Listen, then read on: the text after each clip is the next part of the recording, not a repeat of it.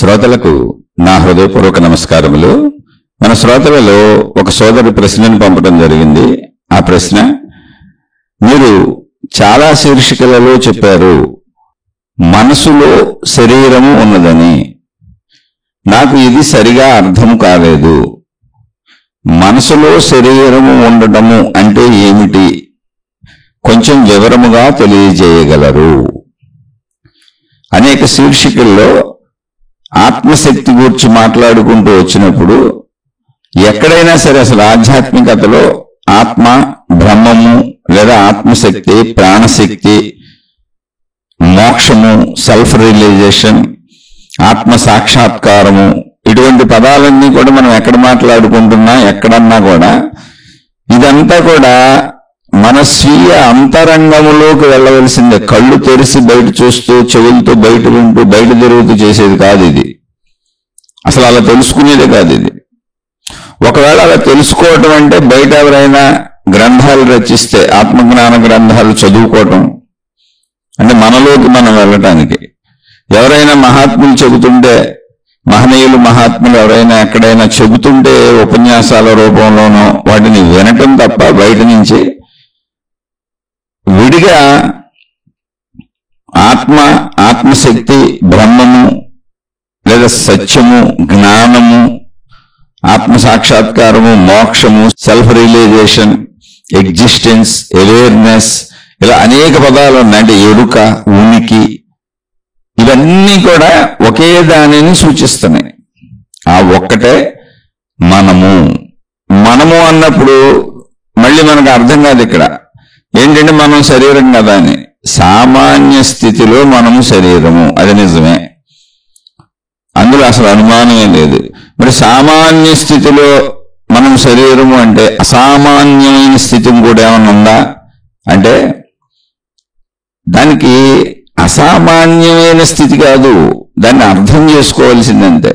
ఎందుకని అంటే మన శరీరం ఉంది, మనం అన్ని సామాన్యంగా సహజంగా ఇక్కడ ఉన్న వాటితో ఉన్నది ఉన్నట్టుగా చూస్తే సత్యం అర్థమవుద్ది అంతే. సత్యం కోసం మనం భ్రమలు కల్పించుకోక్కర్లా, మనకు తెలియని విషయాన్ని నమ్మక్కర్లా, ఊహలు ఊహించక్కర్లా. తెలిసిన వాటిలోనే సంపూర్ణంగా తెలుసుకునే ప్రయత్నం చేయాలి, సగం తెలుసుకోవడం కాదు. మనకు అర్థమైంది ఏదో కొద్ది కొద్దిగా తెలుసుకొని ఇదే నిజం అనుకోవడం కాదు.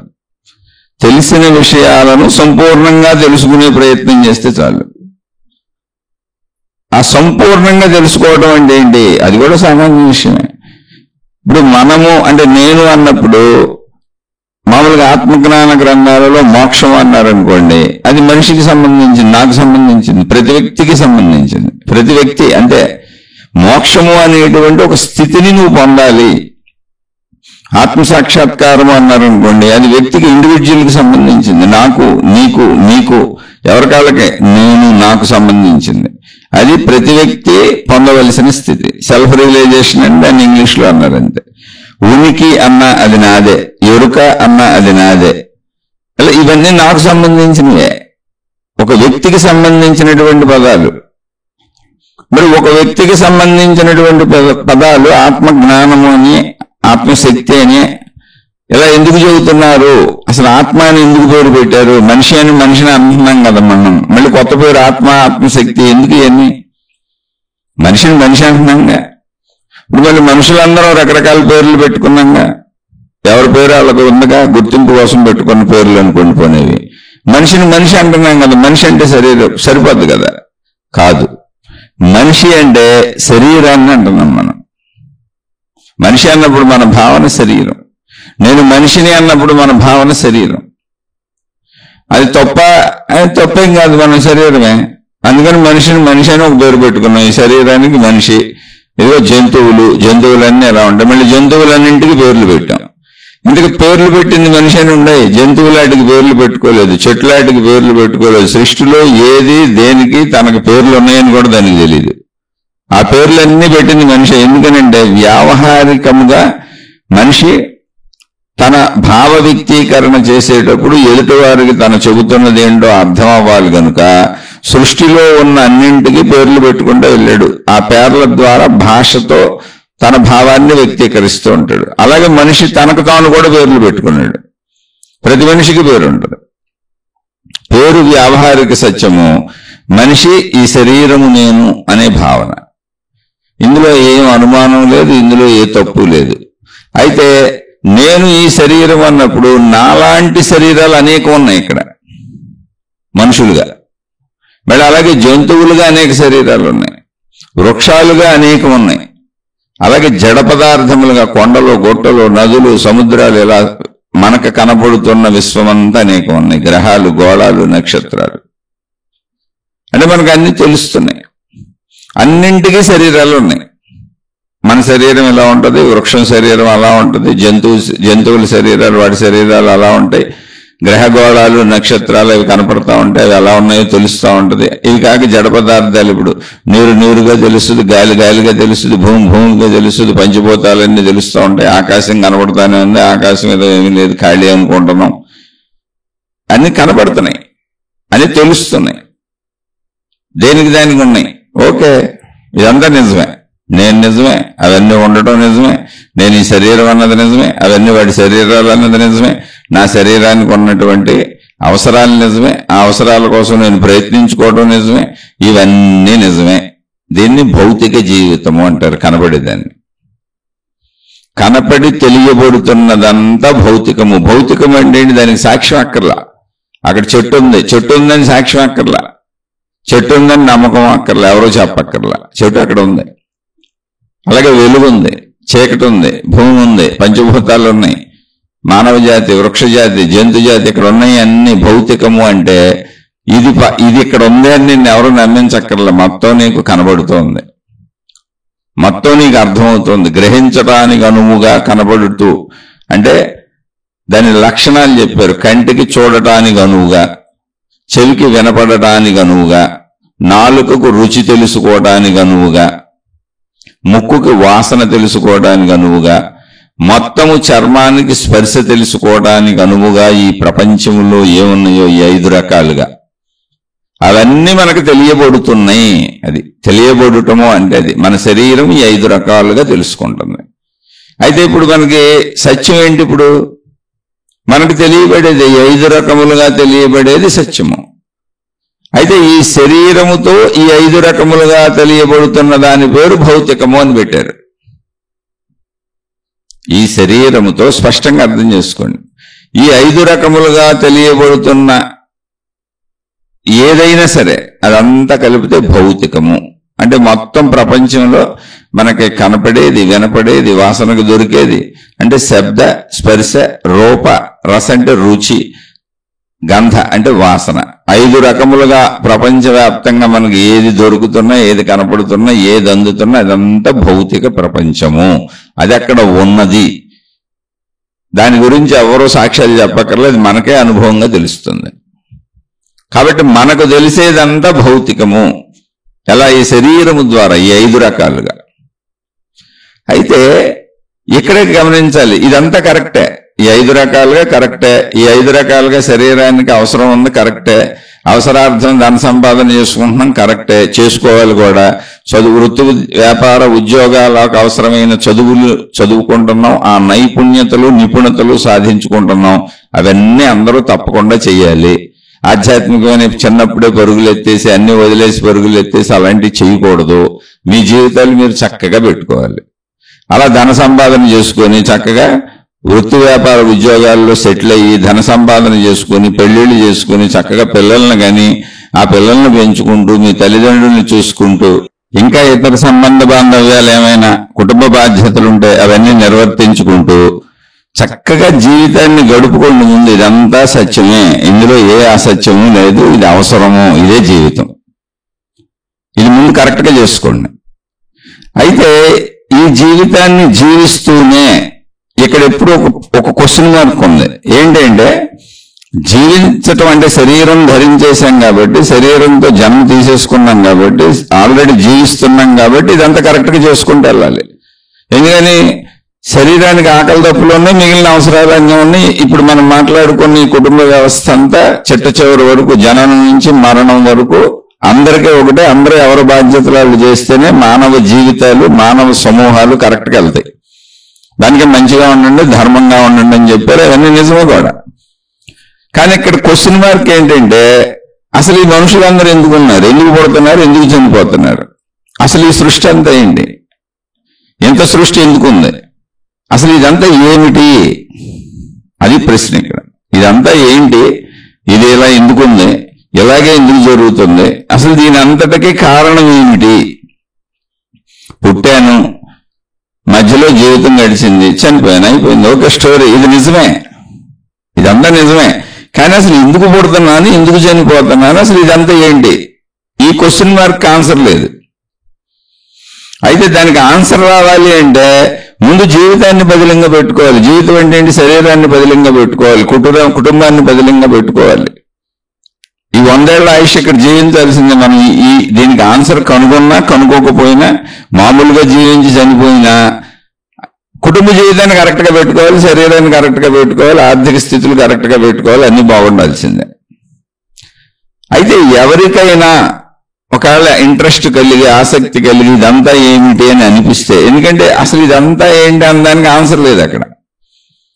పుట్టాను కాబట్టి, అంటే నేను ఆల్రెడీ పుట్టున్నాను కాబట్టి, శరీరం ఉంది కాబట్టి బ్రతుకుతున్నాను కాబట్టి, శారీరక అవసరాలు ఉన్నాయి కాబట్టి తీర్చుకునే ప్రయత్నం చేసుకుంటున్నాను.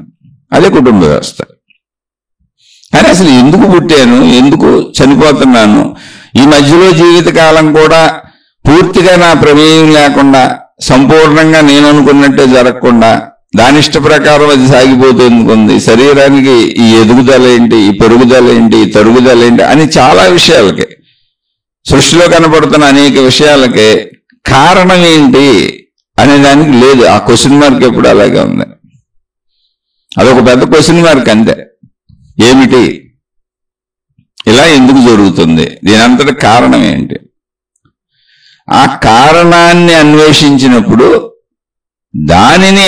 ఆ కారణాన్ని అన్వేషించినటువంటి మహాత్ములు చెప్పినటువంటి విధానం, వాళ్ళు కనుక్కున్న సత్యం ఏదుందో ఆ సత్యము పేరు వాళ్ళు ఒక పేరు పెట్టారు. పుట్టిన మనిషికి మనం పేరు పెడతాం. నామకరణ మహోత్సవాలు జరుగుతాయి, అన్నప్రాసన మహోత్సవాలు జరుగుతాయి. బిడ్డ పుట్టినప్పుడు బోళ్ళు చేసుకుంటూ వస్తాం, ఎదుగుదల పేరు పెడతాం ఆ బిడ్డకి. ఎందుకని ఆ బిడ్డను పిలవాలి కదా ఏదో పేరుతో. అలా మహాత్ములు మొత్తం ఈ సృష్టి నడకకి కారణం ఏంటి, నేను ఉండడానికి కారణం ఏంటి, అసలు మనిషి ఇలా పుట్టడానికి కారణం ఏంటి, మరణించడానికి కారణం ఏంటి, మానవ జాతి, వృక్షజాతి, జంతు జాతి, గ్రహాలు, గోళాలు, నక్షత్రాలు, మొత్తం సృష్టికి కారణం ఏంటి అనేటువంటి సత్యాన్ని మనుషులు కనుక్కున్నారు. అయితే దీన్ని ఎక్కడ కనుక్కున్నారు అంటే బయట ఎక్కడ దొరకట్లేదు. అది బయట దొరకదు అసలు. బయట ఒకవేళ దొరుకుతుంది అనుకోండి, అదంతా భౌతికము. భౌతికం ఏంటంటే కంటికి కనపడేది, చెవికి వినపడేది, నాలుగుకి రుచి తెలిసేది, ముక్కుకు వాసన తెలిసేది, చర్మానికి స్పర్శ తెలిసేది. అవన్నీ వస్తువులే. మనలాంటి మనుషులు, మనలాంటి చెట్లు, మనలాంటి జంతువులు, అనేక పదార్థాలు, విషయాలు. అక్కడ తెలియట్లేమి, అవి తెలిసేది అనుభవిస్తున్నాంగా. ఇప్పుడు తింటున్నాం అనుకోండి, అవి తెలుస్తున్నాయి, పదార్థాలు తెలుస్తున్నాయి, అనుభవిస్తున్నాం. చెట్ల నుంచి వచ్చినాయి అన్నీ అనుభవిస్తున్నాం, మనకు కావలసినవి.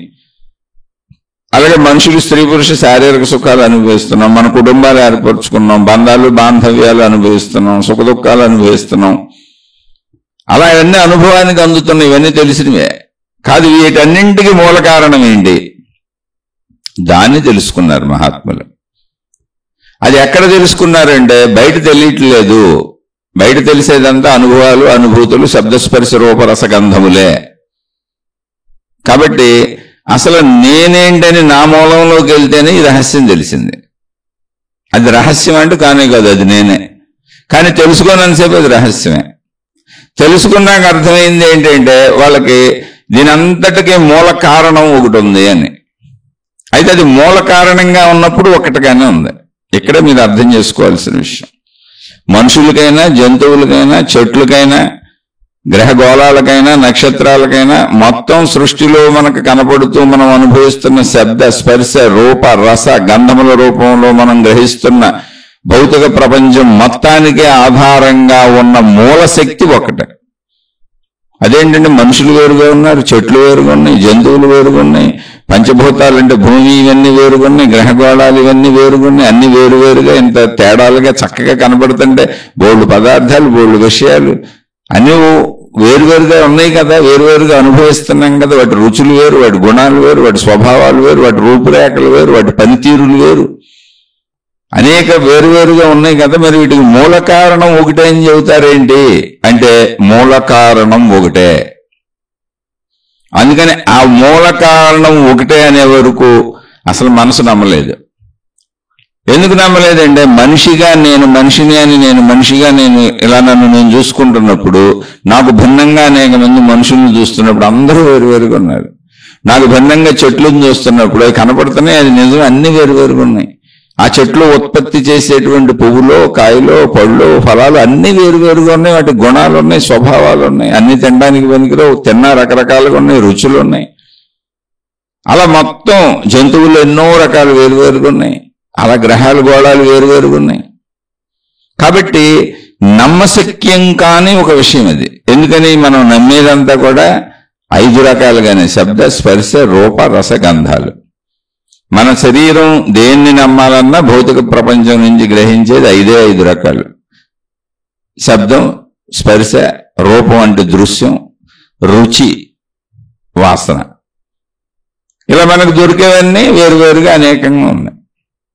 ఇదేంటండి ఇన్ని అనేకాలకే మూలం ఒకటేనా అన్నప్పుడు నిజంగా ఇది ఒక ఆశ్చర్యకరమైన విషయం లాగానే ఉంటుంది సామాన్య మానవుడికి. అంటే ఏంటి, నాకు మూలం ఒకటే, నాలా ఉన్న మనుషులందరికీ మూలం ఒకటే, స్త్రీలకి మూలం ఒకటే, పురుషులకి మూలం ఒకటే, చెట్లకి కూడా సేమ్ అదే మూలం, జంతువులకు కూడా సేమ్ అదే మూలం. పోలేండి చైతన్య జీవులన్నిటికీ మూలం ఒకటే అనుకుందాం. మరి జడ పదార్థాలకు కూడా అదే మూలం, పంచభూతాలకు కూడా అదే మూలం, గ్రహాలు గోళాలు నక్షత్రానికి కూడా అదే మూలం. ఇదేంటండి, ఇది ఎలా అర్థమవుతుంది అంటే, నాయన ఇదంతా అర్థం అవ్వాలి నీకు అంటే నీ లోపలకు నువ్వు ప్రయాణించుకుంటూ వెళ్ళి నీలో ఉన్నటువంటి నీ ప్రాణశక్తి ఎరుకని నువ్వు పొందాలి. దాన్ని అనంత ఆత్మశక్తి అంటారు. నీలో ఉన్న శక్తి ఎరుకను పొందాలి. ఇప్పుడు మహాత్ములు ఏం చేశారు, ఇవన్నీ పేర్లు అని చెప్పాగా. కొందరికి వీటన్నింటికి మూల కారణం ఏంటని క్వశ్చన్ మార్క్ పడింది. అసలు నేను ఎందుకున్నాను, వీళ్ళు ఎందుకున్నారు, ఈ సృష్టి ఏంటని. అందరికీ పడదు, అది పడిన వాళ్ళు కనుక్కున్నారు అంతే. ఇప్పుడు కూడా అందరికీ పడదు. చాలా మంది హాయిగా జీవించుకుంటా, తింటా, తాగుతా, తిరుగుతూ వెళ్ళిపోతారే, తప్పేం కాదు కూడా, అసలు అది తప్పే కాదు. హాయిగా జీవించండి. క్వశ్చన్ మార్క్ పడిన వాళ్ళకంటే ఇదంతా ఏంటి అని ఒక ప్రశ్న వచ్చిన వాళ్ళకి, అనుమానం వచ్చిన వాళ్ళకి మాత్రమే ఇది పనికి వస్తుంది. ఆధ్యాత్మిక చదువు, ఆత్మజ్ఞాన చదువు, అది మన స్వీయ అంతరంగ చదువు. అలా క్వశ్చన్ మార్క్ పడి మొత్తం అన్నింటికీ మూలం ఒకటే అని కనుగొన్నారు వాళ్ళు. అది కనుగొంది ఎక్కడంటే తనలో కనుగొన్నారు, నా లోపలికి నేను వెళ్తే. అలా కనుగొని మూలం ఒక్కటే అని కనుగొన్నప్పుడు వాళ్ళకి కలిగినటువంటి, వాళ్ళు కనుగొన్న విషయానికి, వాళ్ళకి కలిగిన అనుభవానికి, వాళ్ళు పొందిన అనుభవానికి వాళ్ళు పెట్టిన పేరు శక్తి. శక్తి అని పేరు. అయితే అప్పటికే శక్తి అనే పేరు రకరకాలుగా వాడకంలో ఉంది. ఇప్పుడు సైన్స్ కూడా శక్తి అంటది, ఎనర్జీ అని. వాళ్ళు కనుక్కుంది అదే. మనుషుల్లో కానీ ప్రపంచంలో కానీ ఎక్కడైనా అన్నింటికి మూలాధారం శక్తి అని సైన్స్లో కూడా కనుక్కున్నారు. అంటే సైన్స్ దేంట్లో కనుక్కుంది, బయట కనపడుతున్న వాటిల్లో ప్రయోగం చేసి కనుక్కుంటుంది. మనుషులకు కానీ, జంతువులు కానీ, లేదా జడ పదార్థాలు కానీ కనపడుతున్నటువంటి విషయాలను పట్టుకొని వెళ్ళింది సైన్స్ ప్రపంచంలో. అందులో వెతుక్కుంటూ వెళ్ళిన వాళ్ళకి శక్తే కనపడింది. అయితే ఆ సైన్స్ ప్రకారం వెళ్తే కానీ మనకు తెలియదు. మరి చదవాలిగా, మనం అంత చదువుకొని వెళ్ళాలి. అలా చదవాలంటే మీరు జీవిత కాలాలు చదవాలి. వాళ్ళే సైంటిస్టులు అయ్యారు. అలాగే తనలో కనుక్కున్నవాడికి కూడా ఒక ఋషి, ఒక ముని అని మనం అంటాం పూర్వీకుల్ని. ఆ ప్రశ్న పెట్టిన వాళ్ళు ఇదంతా ఏంటి, కారణం ఏంటి, మూలం ఏంటి అని తనలో తాను అన్వేషించుకుంటూ వెళ్ళిన వాళ్ళకు కూడా వాళ్ళకు వచ్చిన ఆన్సర్ ఒకటే, దాని పేరు శక్తి. సైన్స్ దాన్ని శక్తి అంటుంది. దాన్నే ఇప్పుడు భౌతికము అంటే ఏంటి, మొత్తం అసలు రుజువు అక్కర్లే, ఎవరో చెప్పక్కర్లే, అది కనపడతానే ఉంది. భౌతిక ప్రపంచం ఎవరికేం చెప్పక్కర్లే, అది అక్కడే ఉంది. అందుకని దీనికి ఆధ్యాత్మికము అని పేరు పెట్టారు. ఎందుకనంటే నువ్వు కావాలని ప్రయత్నిస్తే తప్ప ఇది నీకు కనపడదు, ఉన్నదని అనిపించదు. నువ్వు ప్రయత్నించి నీ లోపలికి నువ్వు వెళ్ళి అన్వేషిస్తే తప్ప నీకు ఉన్నదని అనిపించదు, సత్యమని అనిపించదు. రొటీన్గా నువ్వు బతి వేసుకుంటూ వెళ్ళిపోతుంటే నీకు భౌతికమే కనపడుద్ది మొత్తం. కానీ ఇది ఆధ్యాత్మికం లేదంటే ఉన్నదే, కానీ నువ్వు పరిశీలించి చూస్తే కానీ కనపడదు. అది ప్రాబ్లం. అక్కడ ఎక్కడుంది? నా దగ్గరే ఉంది, మొత్తం ఉంది, అన్నింటిలోనూ ఉంది, అన్నిటితోనూ ఉంది. అయితే బయట తెలియట్లేదు కదా, అందుకని తనలోనే చూసుకున్నాడు మనిషి. తనలో ఆ శక్తిని, అంటే దానికి శక్తి అని పేరు పెట్టారనుకున్నాగా, దానికి ఆ శక్తి అని పేరు పెట్టినప్పుడు శక్తి అనేది రకరకాలుగా వాడబడుతుంది. అందుకని ఆత్మశక్తి అన్నారు కొంతమంది. అంటే ఆత్మ అని పేరు పెట్టారు. శక్తి అనేది నేను కలుపుతున్నా ఇప్పుడు, ఆత్మ. దాన్నే కొందరు బ్రహ్మము అని పిలిచారు. ఎందుకంటే మనుషులు అనేక రకాలుగా ఉంటారు. ఆ పదాలకు మీనింగులు దాన్ని అలా పెట్టారు, ఆత్మ అని బ్రహ్మము అని.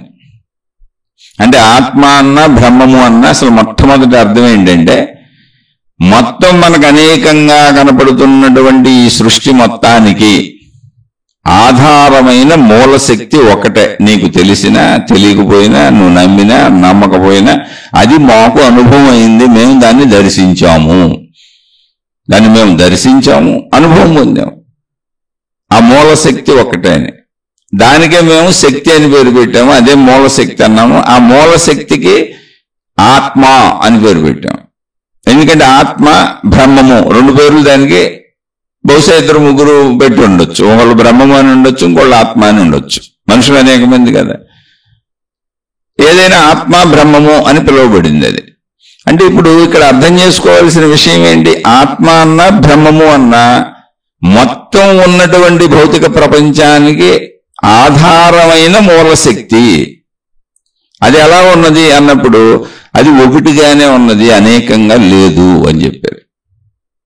అనుభవం మేము పొందామది అని చెప్పారు. మేము పొందకుండా చెప్పడం లేదు, అది ఊహ కాదు, భ్రమ కాదు, కల్పన కాదు.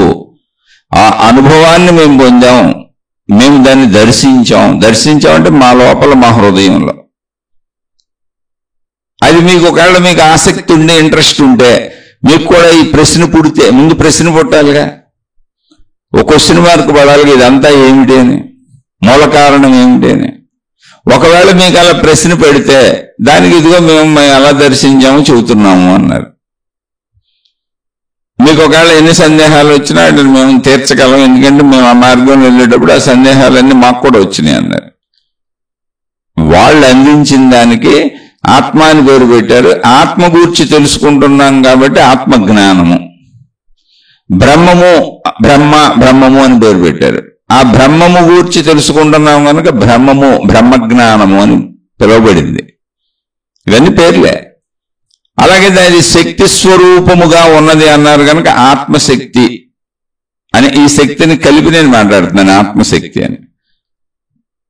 దాన్నే మనం ఆత్మజ్ఞానము, ఆధ్యాత్మిక చదువు అని చెప్పుకుంటున్నాం. అంటే చదువు అనే పదాన్ని ఎందుకు జోడించాను అంటే, భౌతిక విషయాలలో ఒక మనిషి బ్రతకడానికి చదువు ఎంత అత్యంత అవసరమో, వృత్తి వ్యాపార ఉద్యోగాలు కానీ ఏదైనా, చదువు లేకపోతే, ఓ సంతకం పెట్టడం రాకపోతే వాళ్ళు బతుకుతారు, బతకలేరని కాదు, చాలా మంది అలా బతికారు ఇప్పటి వరకు. కానీ ఒక చదువుకున్న వ్యక్తి బతకగలిగినంత హాయిగా, ఆనందంగా, సుఖ సంతోషాలతో, అంటే ప్రపంచంలో ఎలా బతకొచ్చు అనేటువంటి విధానాలతో చదువుకోని వాళ్ళు బ్రతకటం కష్టంగా ఉంటుంది. చదువు అనేది విజ్ఞానాన్ని, వివేకాన్ని పెంచేది. అంటే భౌతికమైనటువంటి ప్రవర్తనలు ఎలా ఉండాలో కూడా చెప్పుద్ది, అది క్యారెక్టర్ కూడా చెప్పుద్ది. విద్య లేని వాడు వింత పశువు అన్నారు. అందుకని అంటే వింత పశువు అంటే జంతువులా ప్రవర్తిస్తాడంటే తెలియదు పాపం. విద్య ఇవన్నిటిని నేర్పుతుంది, అది ఒక వివేకం, అది ఒక అనంతం. విద్య అనేది అది భౌతిక విద్య అయినా అనంతమే. అలా భౌతికంలో బ్రతకడానికి వృత్తి వ్యాపార ఉద్యోగాలకే, అంటే విద్య అంటే మీరు స్కూల్కి వెళ్ళి చదివేది అనుకోబాకండి, మీరు ఒక వ్యాపారం చేయాలనుకోండి, ఆ వ్యాపారానికి సంబంధించిన జ్ఞానాన్ని మీరు తెలుసుకుంటూ ఎక్కడో జాయిన్ అవుతారు. పూర్వం మెకానిక్లు ఉండేవాళ్ళు, మెకానికల్ దగ్గర ఒక అసిస్టెంట్ కింద కుర్రోడు జాయిన్ అవుతాడు. ముందు ఆ బళ్ళు తుడిపించడం, ఆ కార్లు తుడిపించడం ఏం చేస్తారు, ఇప్పుడు కూడా జరుగుతున్నాయి. ఆ తర్వాత నిదానంగా చిన్న చిన్న రిపేర్లు చేస్తున్నట్టు చూస్తూ ఉంటాడు. ఆ చూస్తున్న తర్వాత అలా కొద్ది కొద్దిగా అది మైండ్కి ఎక్కుతూ ఉంటుంది. తర్వాత అతను నేర్పుతూ ఉంటాడు, ఇది ఎలా చేయాలి, అలా చేయాలి. అలా కొన్ని సంవత్సరాల పాటు వాళ్ళ దగ్గర నేర్చుకుంటారు. అదేంటి మెకానికల్ కానీ, టైలరింగ్ కానీ, మొత్తం ఏ వృత్తులైనా, ఏ వ్యాపారాలైనా ముందు నేర్చుకుంటారు వాళ్ళు. ఆ తత్సంబంధిత వ్యాపారాలు చేస్తున్న వాళ్ళ దగ్గర వీళ్ళు పనిచేస్తారు వెళ్ళి. అక్కడ నేర్చుకుంటారు. అది కూడా విద్యే. స్కూల్కి వెళ్తేనే విద్య కాదు. ఇలా నేర్చుకోకుండా, తెలుసుకోకుండా, అంటే దీన్ని చదువుకోకుండా, నేర్చుకోవడం అంటే చదువుకోవడం, చదువుకోకుండా నువ్వు ఏమీ చేయలేవు భౌతికంలో కూడా. ఒకవేళ ఏమీ లేకుండా చదువుకోకుండా చేయొచ్చు అంటే ఒకటి చేయొచ్చు, మనం అడుక్కు తినొచ్చు. ఏ పని పాట లేకుండా చక్కగా భిక్షమెత్తుకొని బతకొచ్చు. అప్పుడు ఇక తెలివితో ప్రజ్ఞతో పని లేదు, ఊరిని అడుక్కోవడమే కూర్చొని. అంటే వాళ్ళని తప్పంటలే, నేను విషయం చెబుతున్నా. అంటే విద్య లేకపోతే అలా ఉంటుంది బతుకు. చదువు అనేది అలాంటిది. భౌతిక ప్రపంచంలో అసలు ఇవన్నీ, భౌతిక ప్రపంచం ఎందుకుందో ఇలా ఎందుకుందో కూడా చెప్పుద్ది మొత్తం, విజ్ఞానం అది. కాబట్టి భౌతికానికైనా చదువు ఎంత అవసరమో, ఆ చదువు మనకు అలవాటు కాబట్టి, చదువుకోవటం అంటే ఏంటో మనకు తెలుసు కాబట్టి, వృత్తి వ్యాపార ఉద్యోగాలు జీవితంలో, మన జీవితంలో చదువు ఎంత ప్రాముఖ్యతని సంతరించుకుంది అంటే ఇప్పుడు ప్రతి వ్యక్తి, ఉన్నోళ్ళు లేనోళ్ళు అందరూ తమ పిల్లల్ని ముందు చదివించే ప్రయత్నం చేస్తూ ఉంటారు, అప్పులు చేసైనా సరే. ఎందుకంటే అది అవసరం కనుక జీవితంలో. అది చదువుకోవటం అనేది మనకు అనుభవం కనుక, అవసరం కనుక అదే పదాన్ని ఇక్కడ పెట్టాను, ఆధ్యాత్మిక చదువు అని. ఆ చదువు ఎంత అవసరం, అంతకంటే ఎక్కువ అవసరం ఈ ఆధ్యాత్మిక చదువు. కానీ దీన్ని ఎవరు గుర్తించట్లే, దీనికి పాఠశాలలు లేవు. ఎందుకంటే భౌతిక చదువుకి పాఠశాలలు ఉన్నాయి. ఎందుకని? డబ్బు సంపాదించుకోవాలి, వృత్తి వ్యాపార ఉద్యోగాలకు వెళ్ళాలి, జీవితంలో డబ్బు కావాలి బతకాలంటే. కాబట్టి ఆ డబ్బు సంపాదన ఉన్న వాళ్ళకే పిల్లల్ని ఇస్తారు, లేకపోతే మొగుడు పెళ్ళం జీవిత భాగస్వాములు ఇస్తారు. పనికిరాని వాళ్ళకి ఎవరిస్తారు? కాబట్టి వాళ్ళకి వివాహాలు అవ్వవు. అందుకని జీవితంలో స్థిరపడాలన్నా, బతకాలన్నా, వస్తువులు కొనుక్కొని ఆనందంగా హాయిగా బతకాలన్నా డబ్బు కావాలి, పెళ్లిళ్ళు జరగాలన్నా డబ్బు కావాలి, పెళ్లిళ్ళు జరిగి పిల్లల కన్నా వాళ్ళని పెంచుకోవాలన్నా డబ్బు కావాలి. అంటే పుట్టుక నుంచి చావు వరకు భౌతికంలో డబ్బు కావాలి. డబ్బు కావాలంటే చదువు కావాలి. కాబట్టి చదువు కావాలి కాబట్టి చిన్నదనం నుంచి ముందు చదువుని కొనుక్కుంటున్నాం. చదువును అమ్ముతారు స్కూల్స్లో, ఫీజులు కట్టించుకొని మనకు చెబుతారు అంతే. ఎందుకని? అది తప్పు కాదు. మళ్ళీ అక్కడ మాస్టర్లు బతకాలి, ఆ పెద్ద పెద్ద బిల్డింగులు కడతారు, వాటిని మెయింటైన్ చేసుకోవాలి. ఇక్కడ ఏది తప్పు కాదు, అందరికీ బతుకుతారువే. కాబట్టి చదువుని కొనుక్కుంటున్నాం, చదువుకుంటున్నాం. ఇప్పుడు ఇది భౌతికం. ఎందుకంటే అంతా డబ్బుతో ముడిపడి ఉన్నప్పుడు అన్ని చోట్ల డబ్బే అవసరం అవుద్ది. ఆధ్యాత్మికత అన్నప్పుడు భౌతికం కంటే విలువైనది ఆధ్యాత్మిక చదువు. కానీ దానికి అసలు అది సహజంగా కనపట్టలేదుగా. ప్రత్యేకంగా నీకు క్వశ్చన్ మార్కు పడి, అంటే ఒక క్వశ్చన్ మార్కు పడి ఇదంతా ఏంటనుకొని ఓ ప్రశ్న నీలో పుట్టి, అసలు నాకు మూల కారణం ఏంటి, సృష్టికి మూల కారణం ఏంటి, ఇదంతా ఇలా ఎందుకు ఉంది, ఇలా నీకు పదే పదే అనిపించి అది తెలుసుకోవాలని జిజ్ఞాస కలిగి, ఆ జిజ్ఞాస ముదిరిపోయి నువ్వు దాన్ని తెలుసుకునే వరకు నీ మనసు ఊరుకోకపోతే అప్పుడు కూడా నీకు తెలియబడదు. ఎందుకని? నువ్వు తెలుసుకోవాలన్నటువంటి కాంక్షతో ఎవరైనా తెలుసుకున్న మహాత్ములు చెప్పిన విషయాలను నువ్వు పరిశీలిస్తే తప్ప ఆధ్యాత్మికం నీకు కనపడదు. భౌతికమే కనపడుతుంటది. ఎప్పుడు భౌతికమే దర్శనం అవుతూ ఉంటుంది, ఆధ్యాత్మిక దర్శనం జరగదు. భౌతికమే ఎవరో చెప్పక్కర్లా కనపడుతూనే ఉంటుంది. అందుకని కనపడని ఆధ్యాత్మికాన్ని అసలు తెలుసుకోవాలని ఎవరికి అనిపించదు. 1,00,000 మందిలో ఒక 10 మందికి ఎవరికో క్వశ్చన్ మార్క్ పడుద్ది. ఆ క్వశ్చన్ మార్క్ పడిన 10 మందిలో ఒక్కడు కూడా ప్రయత్నించడు. 1,00,000 మందిలో 10 మందికి క్వశ్చన్ మార్క్ పడింది అంటే 1,00,00,000 మందిని ఇప్పుడు తీసుకుంటే 1,00,00,000లో 100 లక్షలు ఉంటాయి. 100 పదులు 1000 అంటే 1000 మందికి క్వశ్చన్ మార్క్ పడింది. సృష్టి ఏంటి, నేనేంటి, గోళ ఏంటి అని. అంటే ఆధ్యాత్మిక ప్రశ్న అది. క్వశ్చన్ మార్క్ అంటే ఆధ్యాత్మిక ప్రశ్న పడింది. మిగిలిన వాళ్ళంతా భౌతికంగా హాయిగా వెళ్ళిపోతున్నారు. ఎందుకంటే దానికి టైం సరిపోవట్లేదు. అదేం తప్పు కాదు, జీవితం జీవించడానికి టైం సరిపోవట్లేదు ఎవరికి. ఈ 1000 మందిలో ప్రశ్న పడిన వాళ్ళలో ఊరికనే చూజాయిగా ఏదో తెలుసుకొని మళ్ళీ గొడవంతా మనం ఎక్కడ పడతామని ఈ శరీర ధ్యాసలో పడిపోయి, భౌతిక జీవితంలో పడిపోయి, ఈ శరీరాన్ని, ఈ మనసుని, ఈ ఇంద్రియాలను, ఈ కోరికలను దాటలేక సత్యం అర్థమవుతున్నా కూడా ఆ భౌతికంలోనే ఇరుక్కుపోయి ఉందాం, అది హాయిగానే ఉంది, ఇది వద్దులే, మనం ఆధ్యాత్మికం చావలేమని మొత్తం ఈ 1000 మందిలో 990 మంది ఆగిపోతారు, లేదా 999 మంది ఆగిపోతారు. ఇది నేను చెబుతుంది కాదు. మీకు ఉపనిషత్తుల్లో, వేదాల్లో, వీటిలో, ఆత్మజ్ఞాన గ్రంథాలలో సూక్ష్మాది సూక్ష్మంగా లోపలికి వెళ్ళినప్పుడు చెప్పారు, 1,00,00,000కి ఏ ఒక్కడో దీన్ని అర్థం చేసుకుంటాడు, దీనికోసం ప్రయత్నిస్తాడు. 1,00,00,000కి ఒక్కడో. అంటే ఆ అర్థం అవ్వాలిగా. మళ్ళీ ఒకవేళ ప్రయత్నించిన ఒక పక్క సంసార జీవితం సాగాలి, కుటుంబ జీవితం సాగాలి, శరీరం సాగాలి, శరీరంలో ఇంద్రియాలు, ఇంద్రియ కోరికలు సాగాలి, వృత్తి వ్యాపార ఉద్యోగాలు సాగాలి, ధనంగా సాగాలి. ధనం ఎంతైనా లిమిట్ లేదు, కోరికలు ఆగవు, అన్ని ముందుకు పరిగెడతానే ఉంటాయి. ఒక పక్క భయాలు, ఆదుర్దాలు, కంగారులు, గొడవలు, గోలలు, ఘర్షణలు ఎన్నో ఉన్నాయి మనిషికి, భావోద్వేగాలు. వీటన్నింటి మధ్యలో నువ్వు ఎప్పుడో తెలుసుకునేది. అందుకని కోటికి ఒక్కడు తెలుసుకున్నా తప్పేం లేదు, అన్ని మిగిలిన వాళ్ళు తప్పేం కాదు, తప్పు జీవితం ఏం కాదు, అలా సాగుతుంది అంతే. అందుకని కోటాను కోట్లలో ఏ ఒక్కళ్ళు పొందుతారు అని చెప్పారు, ఎంత ప్రయత్నించినా. ఎందుకని అంటే పొందేది అది కనపడతల్లా, భౌతిక పదార్థంలాగా. భౌతిక మనుషులు కనపడినట్టు, చెట్లు కనపడినట్టు, సృష్టి అంతా కనపడుతున్నట్టు కనపడతలేదు. మరి కనపడతలేదు కదా, లేదా అంటే అది ఉందని నీకు ఎలా తెలుస్తుంది అంటే కొంచెం పరిశీలిస్తే చాలు. కానీ ఆ కొంచెం పరిశీలించాలి అంటే నువ్వు నీకు ప్రశ్న పడాలి, అసలు ఇదంతా ఏంటని నీకు ఒక ప్రశ్న పడాలి. ప్రశ్న అందరికీ పడదు. ఎందుకని ధన సంపాదనకి, ఈ జీవితం బతకడానికి టైం సరిపోవట్లే, మన కోరికలకి టైం సరిపోవట్లే, మన సుఖదుఖాలకి టైం సరిపోవట్లే, మన భావోద్వేగాలకి టైం సరిపోవట్లే, మన ప్రయత్నాలకి టైం సరిపోవట్లే, మన సరదాలకి, కాలక్షేపాలకి, విహారయాత్రలకి టైం సరిపోవట్లే. కాబట్టి మామూలుగా జీవించే వాళ్ళందరూ జీవించడం కానీ, లేదా కొంచెం ప్రయత్నించి వదిలేసేవాళ్ళు కానీ, కొంచెం కొంచెం తెలుసుకుంటూ సాగేవాళ్ళు కానీ, కొంచెం తెలుసుకొని కొంచెం వదిలేస్తూ ఏదో అలా వింటూ పోదాంలే అనుకునేవాళ్ళు కానీ, ఎవరు ఎక్కడ ఏ స్థితిలో ఉన్న ఏది తప్పు కాదు, అన్నీ కరెక్ట్. ఎందుకంటే అసలు ముందు అక్కడ టైం సరిపోవాలిగా జీవితం జీవించటానికి. కాబట్టి అలా వెళ్తూ ఉంటారు అంతే. అయితే కోటాను కోట్లలో ఆ ఒకడికి ఎవడికో, ఆ కోటి మందిలో ఆ ఒక్కడికి ఎవడికో మాత్రం ఖచ్చితంగా దాని మీద తీవ్ర జిజ్ఞాస కలుగుద్ది. ఎందుకు అన్నప్పుడు ఆన్సర్ లేదు, ఎవరిష్టాలు వాళ్ళే. ఎందుకు అనే దానికి ఆన్సర్ ఏముంది, వాళ్ళు దాన్ని అన్వేషిస్తారు. అది అక్కడ అన్వేషించినప్పుడు అది దర్శనం అవుతుంది, అది ఉన్నదని తెలుస్తుంది. ఇప్పుడు దాన్ని మహాత్ములు చెప్పిన ప్రకారం మనలో మనమే చూసుకోవాలి. ఫస్ట్ అది ఉన్నదని తెలియాలంటే మనలో మనమే చూసుకోవాలి. అసలు ఏం ఉన్నది, దానికి శక్తి అని పేరు పెట్టారని చెప్పంగా, ఆ శక్తినే ఆత్మ అని పేరు పెట్టారని చెప్పంగా, దాన్నే బ్రహ్మము అని పిలిచారని చెప్పంగా. ఆ శక్తి గూర్చి తెలుసుకోవటమే, అంటే ఆత్మ గురించి తెలుసుకోవటమే ఆత్మజ్ఞానము, అదే ఆ శక్తి జ్ఞానము. ఆ బ్రహ్మ గురించి తెలుసుకోవటం, ఆ బ్రహ్మము గురించి తెలుసుకోవటమే బ్రహ్మజ్ఞానము. ఈ పదాలు అనాదిగా వస్తున్నాయి. ఇప్పుడు వాటిని కొత్తగా మార్చడం ఎందుకు, మారిస్తే కన్ఫ్యూజన్ అవుతుంది. ఎవడికి తోచిన పేరు అటు పెట్టేయకూడదు. ఇప్పుడు అలా పెట్టేశారు.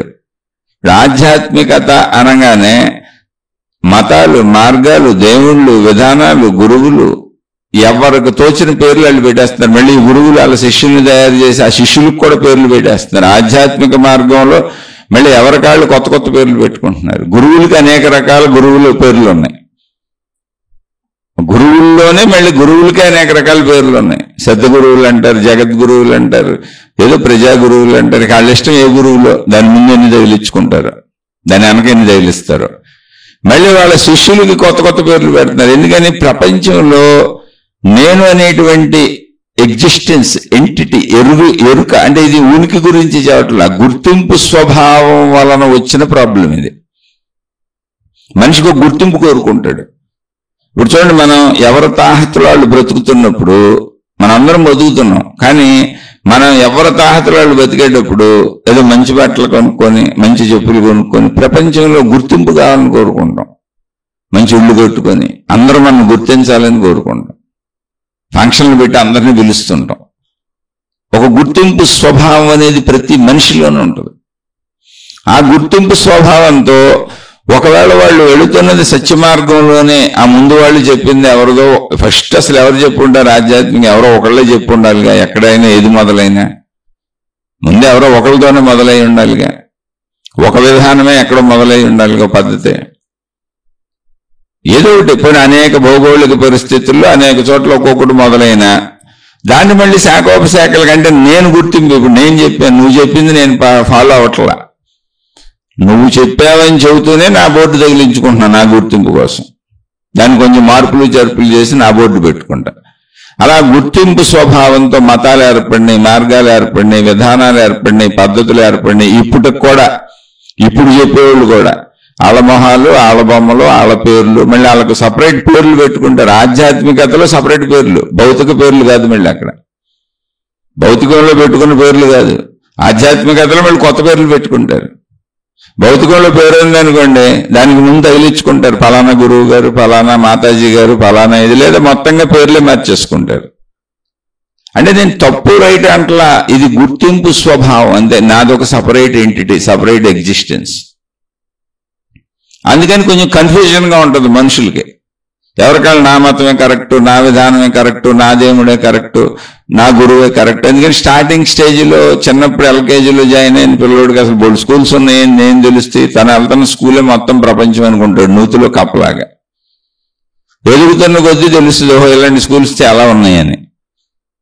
ఇంకా అలా చదువుకుంటూ 10th ఇంటర్మీడియట్లో డిగ్రీలకు వచ్చినప్పుడు పోటీ పడి కాంపిటీషన్ ఎగ్జామ్స్ రాసి మరీ స్కూల్స్లో జాయిన్ చేయాల్సి వచ్చినప్పుడు, లేదా ఎక్కువ ఫీజులకు ఎక్కువ మంచి పెద్ద కాస్ట్లీ స్కూల్స్, రిచ్ స్కూల్స్, పేద స్కూల్స్, గవర్నమెంట్ స్కూల్స్, తక్కువ ఫీజులు ఎక్కువ ఫీజులు వ్యత్యాసాలు వచ్చినప్పుడు తన తాహతకు తగ్గ స్కూల్లో చేరుతున్నప్పుడు అప్పుడు తెలుస్తుంది, అబ్బో బోర్డులు ఉన్నాయి ఇక్కడ. ముందు ఎల్కేజీలోనూ నర్సరీలోనూ చేరిన వాళ్ళకి ఏం తెలుస్తుంది అంటే అసలు ఆలోచనే పుట్టదు. నూతిలో కప్పలా నా స్కూలే గొప్పదనుకుంటారు, ఈ స్కూలే ఉందనుకుంటారు. అది సహజమే, ఎవరికైనా తప్పు రైటు లేదు, ఇది కేవలం విశ్లేషణ.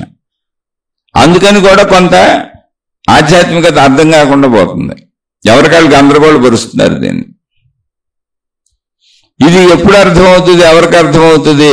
ఎక్కడైనా గందరగోళ పడకుండా ఎవరు వెళ్ళిపోతారంటే ఆ క్వశ్చన్ మార్క్ పడిన వాళ్ళు మాత్రమే మొత్తం చిట్ట చివరి వరకు ప్రయాణిస్తారు. మిగిలిన వాళ్ళందరూ అహంకారపూరితంగా గుర్తింపు స్వభావంతో తమ ఈగోని సాటిస్ఫై చేసుకుంటూ తామేదో నిర్మించాం, తామేదో చేశాం, తామేదో ఉద్ధరించాం, తామేదో ప్రపంచానికి మేలు చేశాం, ఇటువంటి పదాలు వాడుతూ ఇటువంటి తయారు చేసుకుంటూ వెళ్తూ ఉంటారు. అక్కడే ఆధ్యాత్మికత కన్ఫ్యూజ్ అయిపోతూ ఉంటుంది.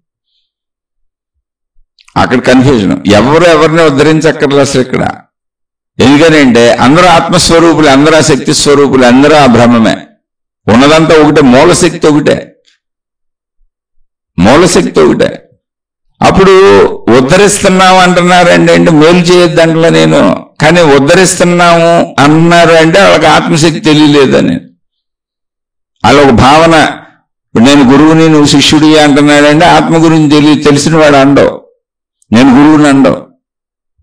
నేను ఒక ప్రత్యేకమైన వ్యక్తిని, నాకు అన్నీ తెలుసు, మీకు నేర్పుతాను, నాకు ఒక ఇది ఉంది, నాకు ఒక ప్రత్యేక వ్యక్తిత్వం ఉంది అని చెప్పడం. ఎందుకనంటే మూలం ఒకటే అయినప్పుడు ఇంక చెప్పడానికే ఉంది. మరి చెప్పిన వాళ్ళంతా ఎవరో ఆత్మజ్ఞానాన్ని అంటే వాళ్ళెవ్వరూ తమ స్వతంత్ర వ్యక్తిత్వాలను ఏర్పాటు చేసుకోలేదు, వాళ్ళకాళ్ళు బిరుదులు ఇచ్చుకోలేదు, వాళ్ళకాళ్ళు పేర్లు పెట్టుకోలేదు, ప్రజలను గౌరవార్థంలో పిలిచి ఉండొచ్చండి. అందరం ఒకటే అనేటువంటి మూలంలో అందరం ఒకటే, మొత్తం సృష్టి అంతా ఒకటే అనే సత్యాన్ని చెప్పి వెళ్ళిపోయారు అంతే. మేము దాన్ని కనుగొన్నాం, ఆవిష్కరించుకున్నాం, మాకు ఆవిష్కారమైంది. అప్పుడు సుఖదుఖాలు ఉండవు, ఇన్ని భేదాలు ఉండవు, ఇన్ని గొడవలు ఉండవు, ఇన్ని గోళలు ఉండవు. ఇది విభేదాల వలన, పరిమిత భావాల వలన వస్తుంది. దీన్ని అజ్ఞానం అంటారు, దీన్ని మాయ అంటారు, దీన్ని మిథ్య అంటారు, దీన్ని భ్రమ అంటారు, దీన్ని భ్రాంతి అంటారు అని చెప్పారు వాళ్ళు అంతే. అన్నిటికీ మూలం ఒకటే అయినప్పుడు, మూలం ఎప్పుడు శాశ్వతంగానే ఉన్నప్పుడు, దానికి నశింపే లేనప్పుడు, దానిలోనే జరుగుతున్న సృష్టి పుట్టినట్టుగా నశిస్తున్నట్టుగా మనకు అనిపిస్తున్నది. అది భ్రమ మాత్రమే, భ్రాంతి మాత్రమే. ఎందుకంటే ఆ సత్యావిష్కారం మాకు జరిగింది, అది ఏకత్వ భావనే అని చెప్పి వెళ్ళారు. అప్పుడు విభేదాలు విరోధాలు ఉండవు. ఒకళ్ళు ఉంటే అదంతా అజ్ఞానము అని చెప్పి వెళ్ళారు. మాయ చేతలు అనిపిస్తుంది అన్నారు. మాయ అంటే ఏదో కాదు, నువ్వు తెలుసుకోపోవటమే. అజ్ఞానం అంటే ఏదో కాదు, నువ్వు చదువుకోపోవటమే. మిథ్యా భ్రమ భ్రాంతి అంటే ఏదో కాదు, నువ్వు తెలుసుకోపోవటం, నువ్వు చదువుకోపోవటం, నువ్వు గ్రహించకపోవటం, నువ్వు అర్థం చేసుకోపోవటం. అంతే తప్ప మాయలు భ్రమలు వచ్చి నీ మీద పడిపోయి ఏం లేవు ఇక్కడ. అలా చదువుకోని వాళ్ళందరూ, విద్య లేని వాడు వింత పశువు అంటారు కదా, విద్య లేని వాళ్ళందరూ విద్య ఉన్నవాళ్ళులా, అంటే జ్ఞానులులా, ఆత్మజ్ఞానులులా నటించే ముసుగులు వేసుకొని వచ్చారు. అది ఎందుకలా వచ్చారని అడగకుండా, మానవుడిలో ఎప్పుడు మోసపూరిత స్వభావం ఉన్నోళ్ళు కొంతమంది ఉంటానే ఉంటారు. మనిషిలోనే అన్ని లక్షణాలు ఉంటాయి, అన్ని జంతు లక్షణాలు మనిషిలో ఉంటాయి. వాళ్ళు వచ్చి దీన్ని కన్ఫ్యూజ్ చేసేస్తున్నారు. అంతకు మించి అసలు కన్ఫ్యూజనే లేదు ఇక్కడ. చాలా క్లారిటీగా స్పష్టంగా ఉంది. ఎందుకంటే అది నువ్వే అయినప్పుడు, నీలో నువ్వు తెలుసుకునేది అయినప్పుడు దానికి అసలు ఏముంది, గొడవ ఏముంది ఇంకా. అందుకని స్పష్టమైన మార్గంలో స్పష్టంగా వెళ్ళే వాళ్ళకి అది తెలుస్తుంది. ఆ స్పష్టమైన మార్గంలో ఎవరు వెళ్తారు? క్వశ్చన్ మార్క్ పడి ఇదంతా ఏమిటని తన అహంకారము, తన గుర్తింపు, తనకు సంబంధించినటువంటి కోరికలు ఇవన్నీ తగ్గించుకొని వదిలేసుకొని సత్యము మాత్రమే నేను తెలుసుకోవాలని తనను తాను అన్వేషించుకుంటూ వెళ్తాడు. అప్పుడు తనకు దాని బోర్డులు పెట్టుకోడు, తనకు దాని బిరుదులు ఇచ్చుకోడు, తనను దాని గురువునని చెప్పుకోడు, తనను దాని దేవుణ్ణి చేసుకోడు, తనకు తానే భగవాన్ అని పేర్లు పెట్టుకోడు, తనను తానే గురువులు, శబ్ద గురువులు, ఆ గురువులు, ఈ గురువులు అని పెట్టుకోడు. నేను మీలా సామాన్యుడిని అని చెబుతూ ఉంటాడు ఎప్పటికీ. శరీరం ఉంది, శరీరంగా అందరూ సామాన్యులే. శక్తిగా, అనంత ఆత్మశక్తిగా అయితే అసలు ఇంతమంది లేనే లేరు, సృష్టి మొత్తం సమానమే. కాబట్టి తనను తాను గొప్పవాడిగా చిత్రీకరించుకోవాలి, గొప్పదానిగా చిత్రీకరించుకోవాలనే మానసిక స్థితి కలగదు అసలు. అది నేను చెప్పేది ఇక్కడ. మీరు ఎవరినో గొప్పగా పిలిస్తే నాకు వచ్చిన అభ్యంతరం ఏం లేదు. అది మనుషులు కృతజ్ఞతతో ఎప్పుడు గొప్పగా చెప్తారు. కానీ సత్యం ఏంటి అంటే అసలు లేదు గొప్పతనం, ఇక్కడ ఉన్నదంతా ఏకమే. కాబట్టి గొప్పతనాలు ఆవిష్కరింపబడుతున్నాయి అంటే మూర్ఖతలో ఉన్నాం, మూర్ఖంలో ఉన్నాం, అజ్ఞానంలో ఉన్నాం అని అర్థం. అందుకని జాగ్రత్తగా మనల్ని మనం తెలుసుకోవాలి. ఇప్పుడు ఇదంతా ఎందుకు చెబుతున్నానంటే వాళ్ళందరూ వచ్చి ఇందులో చేరటం వల్ల ఆధ్యాత్మికత కన్ఫ్యూజన్ అయిపోయింది. అనేక మంది అనేక రకాలుగా చెబుతున్నారు ఇప్పుడు దీన్ని. ఎక్కడికక్కడ అనేక విధానాలు, పద్ధతులు, వేల లక్షల కోట్ల విధానాలు వచ్చేసినాయి. ప్రతోళ్ళు చెప్పటం మొదలు పెట్టేశారు. అప్పుడు ఏమైంది? అందరూ ఒకే విషయం చెబితే ప్రజలకు కన్ఫ్యూజన్ ఉండదు, ఒక రకంగా చెబితే ప్రజలకు కన్ఫ్యూజన్ ఉంది. అనేక రకాలుగా చెప్పటం మొదలు పెట్టారు. అందులో దొంగలు దూరిపోయారు. మహిమల మాయలు, అద్భుతాలు, మోసాలు, కపటత్వాలు. మళ్ళీ ఇందులో దూరిన వాళ్ళందరూ కూడా మొత్తం ఆధ్యాత్మికతలోకి వెళ్ళిన వాళ్ళందరికీ డబ్బు కావాలి. ప్రజల నుంచి డబ్బును తీసుకుంటున్నారు, ప్రజల నుంచి సేవలు తీసుకుంటున్నారు, ప్రజల చేత పల్లకీలు ఎక్కి మోయించుకుంటున్నారు. ఇప్పుడు ప్రజల నెత్తుల మీద నడుస్తున్నారు. మళ్ళీ ఇదంతా గుర్తింపు స్వభావం, ఎదుటోడిని వాడేసుకునే స్వభావం, తనదేదో క్రియేట్ చేసే స్వభావం. నిజమైనటువంటి అనంత ఆత్మతత్వాన్ని తెలుసుకున్నటువంటి ఏ మహనీయుడికి డబ్బుతో అసలు అవసరమే ఉండదు, డబ్బు జోలికి వెళ్ళడం. మీకు ఒకటే గుర్తేది. అలాగే ప్రజల సేవలతో అసలు అవసరం ఉండదు. ప్రజల నెత్తుల మీద ఎక్కి తొక్కరో, డ్యాన్స్ లేరు, వాళ్ళకాళ్ళని గొప్పవాళ్ళని చేసుకోరు. నశించిపోయి శిథిలమై కాల్చబడి పోడ్చబడే ఈ శరీరానికి పెద్ద పెద్ద ఫోటోలు, కటౌట్లు, పెద్ద పెద్ద ఫ్లెక్స్లు, వాళ్ళకి పెద్ద పెద్ద బిరుదులు, ఇవన్నీ వాళ్ళు తగిలించుకోరు. ఎవరైనా వాళ్ళ తదనంతరమో వాళ్ళు ఏదో వాళ్ళ మీద కృతజ్ఞతతో ఎవరైనా పేర్లు చెప్పొచ్చు. శంకరాచార్యుల వారు అంటాం, శంకరాచార్యుల వారు ఇలా ఉంటారని ఊహా చిత్రాలే ఉన్నాయి తప్ప ఇంకేమి లేవు అక్కడ. ఆయన తన చిత్రాలు, తన బొమ్మలు, తన కటౌట్లు ఏం పెట్టించుకోలేదా? పెట్టించుకున్న దాఖలాలు ఎక్కడ లేవు. అంతా ఒకటే చెప్పుకుంటూ పోయారు అన్నాళ్ళు అంతే. అంటే ఒక వినమ్రత ఉంటుంది అక్కడ, ఒక వినయం ఉంటుంది, ఒక విధేయత ఉంటుంది, ఒక వినమ్రత ఉంటుంది, ఒక ప్రేమ ఉంటుంది, ఒక సోదర భావం ఉంటుంది, మొత్తాన్ని కలుపుకుంటున్న తత్వం ఒకటి ఉంటుంది. ఎందుకంటే శరీరం ఉంది కనుక. అధికారం జలాయించినట్టు ఉండదు, పెత్తనం జలాయించినట్టు ఉండదు. ఎదుటోడి దగ్గర నుంచి డబ్బు తీసేసుకోవటం, సేవలు తీసేసుకోవటం, వస్తువులు తీసేసుకోవటం, తాను బోల్డ్ పోగేసేసుకోవటం, బోల్డ్ నిర్మించేసుకోవటం. ఇప్పుడు బాగా డబ్బు సంపాదించిన వాళ్ళు ఏదో 100 ఎకరాలు కొనుక్కొని 100 ఎకరాలు నాయి, 1000 ఎకరాలు నాయి, ఇది 10 కిలోల బంగారం నాదని దాచుకున్నట్టుగా ఇదిగో ఈ మఠాలు నాయి, ఈ పీఠాలు నాయి, ఈ ఆశ్రమాలు నాయి అని వేల ఎకరాల్లో కట్టేసి బోర్డులు పెట్టుకోరు. అలా ఉండదు. వాళ్ళకి అసలు అధ్యాస కలగదు. మనుషులకు మేలు చేద్దామని చెప్పుకుంటూ వెళ్ళిపోతారు. వాళ్ళకి తెలిసిన అన్వేషణ అంతా అందరికీ అందించి వెళ్ళిపోతారు. అది జ్ఞానం. అందుకని కరెక్ట్గా తెలుసుకోవాలి. అలానే ఎంత చెప్పి కరెక్ట్గా తెలుసుకోవాలన్నా లక్షల కోట్ల మంది ఇందులో దూరిపోయి అనేకం చేస్తుంటే మనం ఏం చేయగలం? ఏదో తెలిసినంతలో ఉన్న సత్యాన్ని ఉన్నట్టు చెప్పుకుందాం. అందుకే నిన్ను నువ్వు ఉద్ధరించుకో, నిన్ను నువ్వు చూసుకో, నిన్ను నువ్వు తెలుసుకో, నిన్ను నువ్వు గమనించుకో. సింపుల్గా ఈ మధ్య కాలంలో చెప్పినటువంటి ఆయన రమణ మహర్షి, ఇంకొక ఆయన నిసర్గదత్త మహారాజు. అంటే నాకు తెలిసిన వాళ్ళు, ఇలా చాలా మంది చెప్పుండొచ్చు. ఇంకా వీళ్ళు కన్ఫ్యూజ్ చేయలే ప్రజల్ని, ఎటు పక్కల రావాలు తీసుకెళ్ళ, గందరగోళపరచల.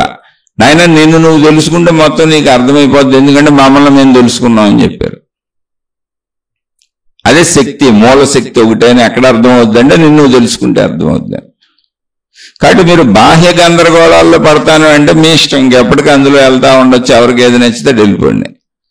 కాదు, ఈ ఒక ప్రశ్న పడుద్ది, క్వశ్చన్ మార్క్ పడుద్ది, ఇదంతా ఏంటి అని. వాళ్ళకి ఆ అన్వేషణ జిజ్ఞాసన ఎంత దూరం వెళ్తుంది అంటే బలంగా దాన్ని తెలుసుకునే వరకు వాళ్ళకి లోపల తృప్తి కలగదు. వాళ్ళు అన్వేషించుకుంటూ ఎక్కడ మధ్యలో ఏ మాయా వలల్లో, అజ్ఞానాల్లో, మిథ్యలో, భ్రమలో, భ్రాంతుల్లో పడకుండా, శరీర భావాల్లో ఇరుక్కుపోకుండా, శరీరాన్ని జాగ్రత్తగా నడుపుకుంటూ, కుటుంబాలు జాగ్రత్తగా నడుపుకుంటూ, అన్ని చక్కగా చేసుకుంటూ ఆ అన్వేషణలో సంపూర్ణత్వాన్ని పొందుతారు. అంటే తనలోని తన సంపూర్ణ శక్తిని తెలుసుకుంటారు, తన సంపూర్ణత్వాన్ని తెలుసుకుంటారు. అలా కోటికి ఒక్కడే ఉంటాడు. ఈ విషయం కోటికి ఒక్కడే ఉంటాడని శాస్త్రాలు చెబుతున్నాయి, నేను చెప్పినవి కాదు. ఉపనిషత్తుల్లో ఉంది, అనేక వేదాల్లో గతంలో చెప్పిన మహాత్ములు రచించిన గ్రంథాల్లో ఉంది. శాస్త్రాలు అంటే ఏం లేదు, జ్ఞాన గ్రంథాలు. ఎందుకని అంటే ఇదిగో ఈ మొత్తం ఇన్ని దాటుకుంటూ రావాలి వాళ్ళు. వేల మంది వేల రకాల మార్గాలు ఏర్పాటు చేసేసారు, అందులో ఏ బోళ్ళు చెప్పేస్తున్నారు. వాటిల్లో పడిపోకుండా, అక్కడ చిక్కుకుపోకుండా, ఎవరి వల్లలోనూ పడిపోకుండా, మళ్ళీ తనకు తానే ఉన్న శరీర భ్రాంతిలో, దేహభ్రాంతిలో, మాయలో పడిపోకుండా, అజ్ఞానంలో పడిపోకుండా, మిథ్యలో పడిపోకుండా, భ్రాంతిలో పడకుండా, భ్రమలో పడకుండా, స్ట్రైట్ గా చిట్ట చివరి వరకు అనంతాత్మశక్తి వరకు ప్రయాణం చేయాలంటే ఇన్నింటిని తప్పించుకొని కోటుకు ఒక్కడే రాగలడు. ఎందుకంటే తీవ్ర జిజ్ఞాస చేత వాళ్ళు వెళ్తారు. వాళ్ళు క్వశ్చన్ మార్క్ పడింది, ఇదంతా ఏమిటని. అది ఊరుకోవటం లేదు లోపల ఆ సమాధానాన్ని పొందే వరకు అని. చాలా మందికి అంత తీవ్రమైన క్వశ్చన్ మార్కు పడదు, లోపల అసలు ఊరుకోవటం అనేదే లేదు. భౌతిక సంపదలు లేకపోతే ఊరుకోదు, పేరు ప్రతిష్టలు లేకపోతే ఊరుకోదు, కీర్తి లేకపోతే ఊరుకోదు, భౌతిక భోగాలు సుఖాలు లేకపోతే ఊరుకోదు, భౌతిక దుఃఖాలు పోగొట్టుకోవాలని అవి పోగొట్టుకోకపోతే ఊరుకోదు. మొత్తం భౌతికం కోసం కొట్టుకు చేస్తుంది. అది తప్పు కాదు, ఎందుకంటే శరీరం ఉందిగా, మరి దానికి భౌతికమే ఆధారం. కాబట్టి ఎవరిని ఇక్కడ తప్పు అనడానికి లేదు, నీ జిజ్ఞాస అంతే. నీకు ఎంత జిజ్ఞాస ఉన్నది అనే దాని మీద ఆధారపడింది. అలా ఆధారపడి ఉన్నప్పుడు మహాత్ములు చెప్పింది ఏంటంటే, నాయన నా లోపలికి నేను చూసుకున్నా, నువ్వు నీ లోపలికి చూసుకో అని చెప్పారు. ఏంటి లోపలికి చూసుకోవటం? చాలా సింపుల్.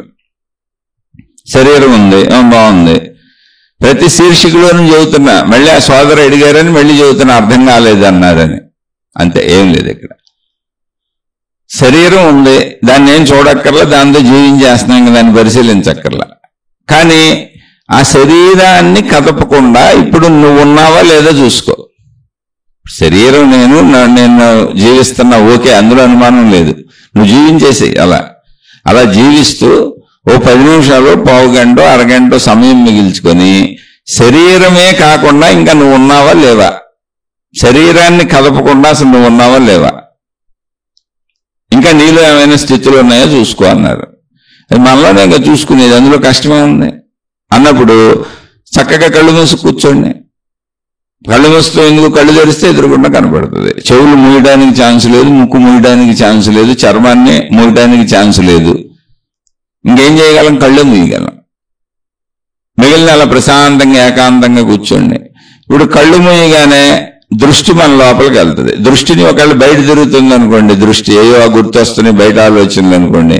కాదు, బయట నేను తిరగను, కళ్ళు మూసాను, బయటకు వద్దు, నా లోపలికి నా ఆలోచనలు నాలోనే కూర్చోవాలి, నా ధ్యాస కూడా నా లోపలే కూర్చోవాలి. ఎలా కూర్చోవటం అంటే, నా ధ్యాస నా లోపలే ఉండాలి, నా శరీరం లోపలే ఉండాలి, నా ఆలోచన నా లోపలే ఉండాలి, నా భావం నా లోపలే ఉండాలి, నా ధ్యాస నా లోపలే ఉండాలి. దాన్ని పట్టుకుని నేను బయటకు వెళ్ళకూడదు. అది కూర్చోవటం. ఇది కొత్తలో కష్టంగా ఉంటుంది, కానీ అలా కొన్నాళ్ళు కూర్చోండి. కూర్చోండి, బయటకు వెళ్తే వెళ్ళండి, ఏం పర్వాలేదు, మళ్ళీ అలా కూర్చుంటూ ఉండండి. అలా కూర్చున్నాక ఏమవుతుంది అంటే, కొంతకాలానికి నా ధ్యాస నాలోనే ఉండటం అలవాటు అవుతుంది. అప్పుడు ఏమన్నారు, నిన్ను నువ్వు గమనించుకో అన్నారు. నన్ను నేను గమనించుకోవటం అంటే ఏంటి, మామూలుగా భౌతికంలో అద్దం ముందు నుంచి ఉంటే నాకు కనబడతాను, అది రోజు చేస్తున్నాం, తలదూకుంటాం, అలంకరించుకుంటాం, ఇది భౌతికం. ఇప్పుడు ఆధ్యాత్మికతలో నన్ను నేను గమనించుకోవటం అంటే ఏంటి అంటే, భౌతికంగా కనపడని దాన్ని భౌతికంగా కంటికి కనపడపోయినా కనపడుతున్నది, తెలుస్తున్నది, అనిపిస్తున్నది, సత్యం అనిపిస్తున్నది, అది ఆధ్యాత్మికం. ఆధ్యాత్మికంలో లోపలికి నన్ను తెలుసుకోవటం ఏంటంటే, కళ్ళు మూసేశాను, శరీరాన్ని కదపట్లేదు, ఇప్పుడు చూసుకుంటే లోపల నాకు భావాలు కదులుతున్నాయి. నాకు భావాలు కదులుతున్నాయి లోపల. స్లోగా అర్థం చేసుకోండి, ఎన్ని వందల వేల సార్లు అయినా చెప్పుకుందాం, ఎందుకంటే అది పొందాలిగా.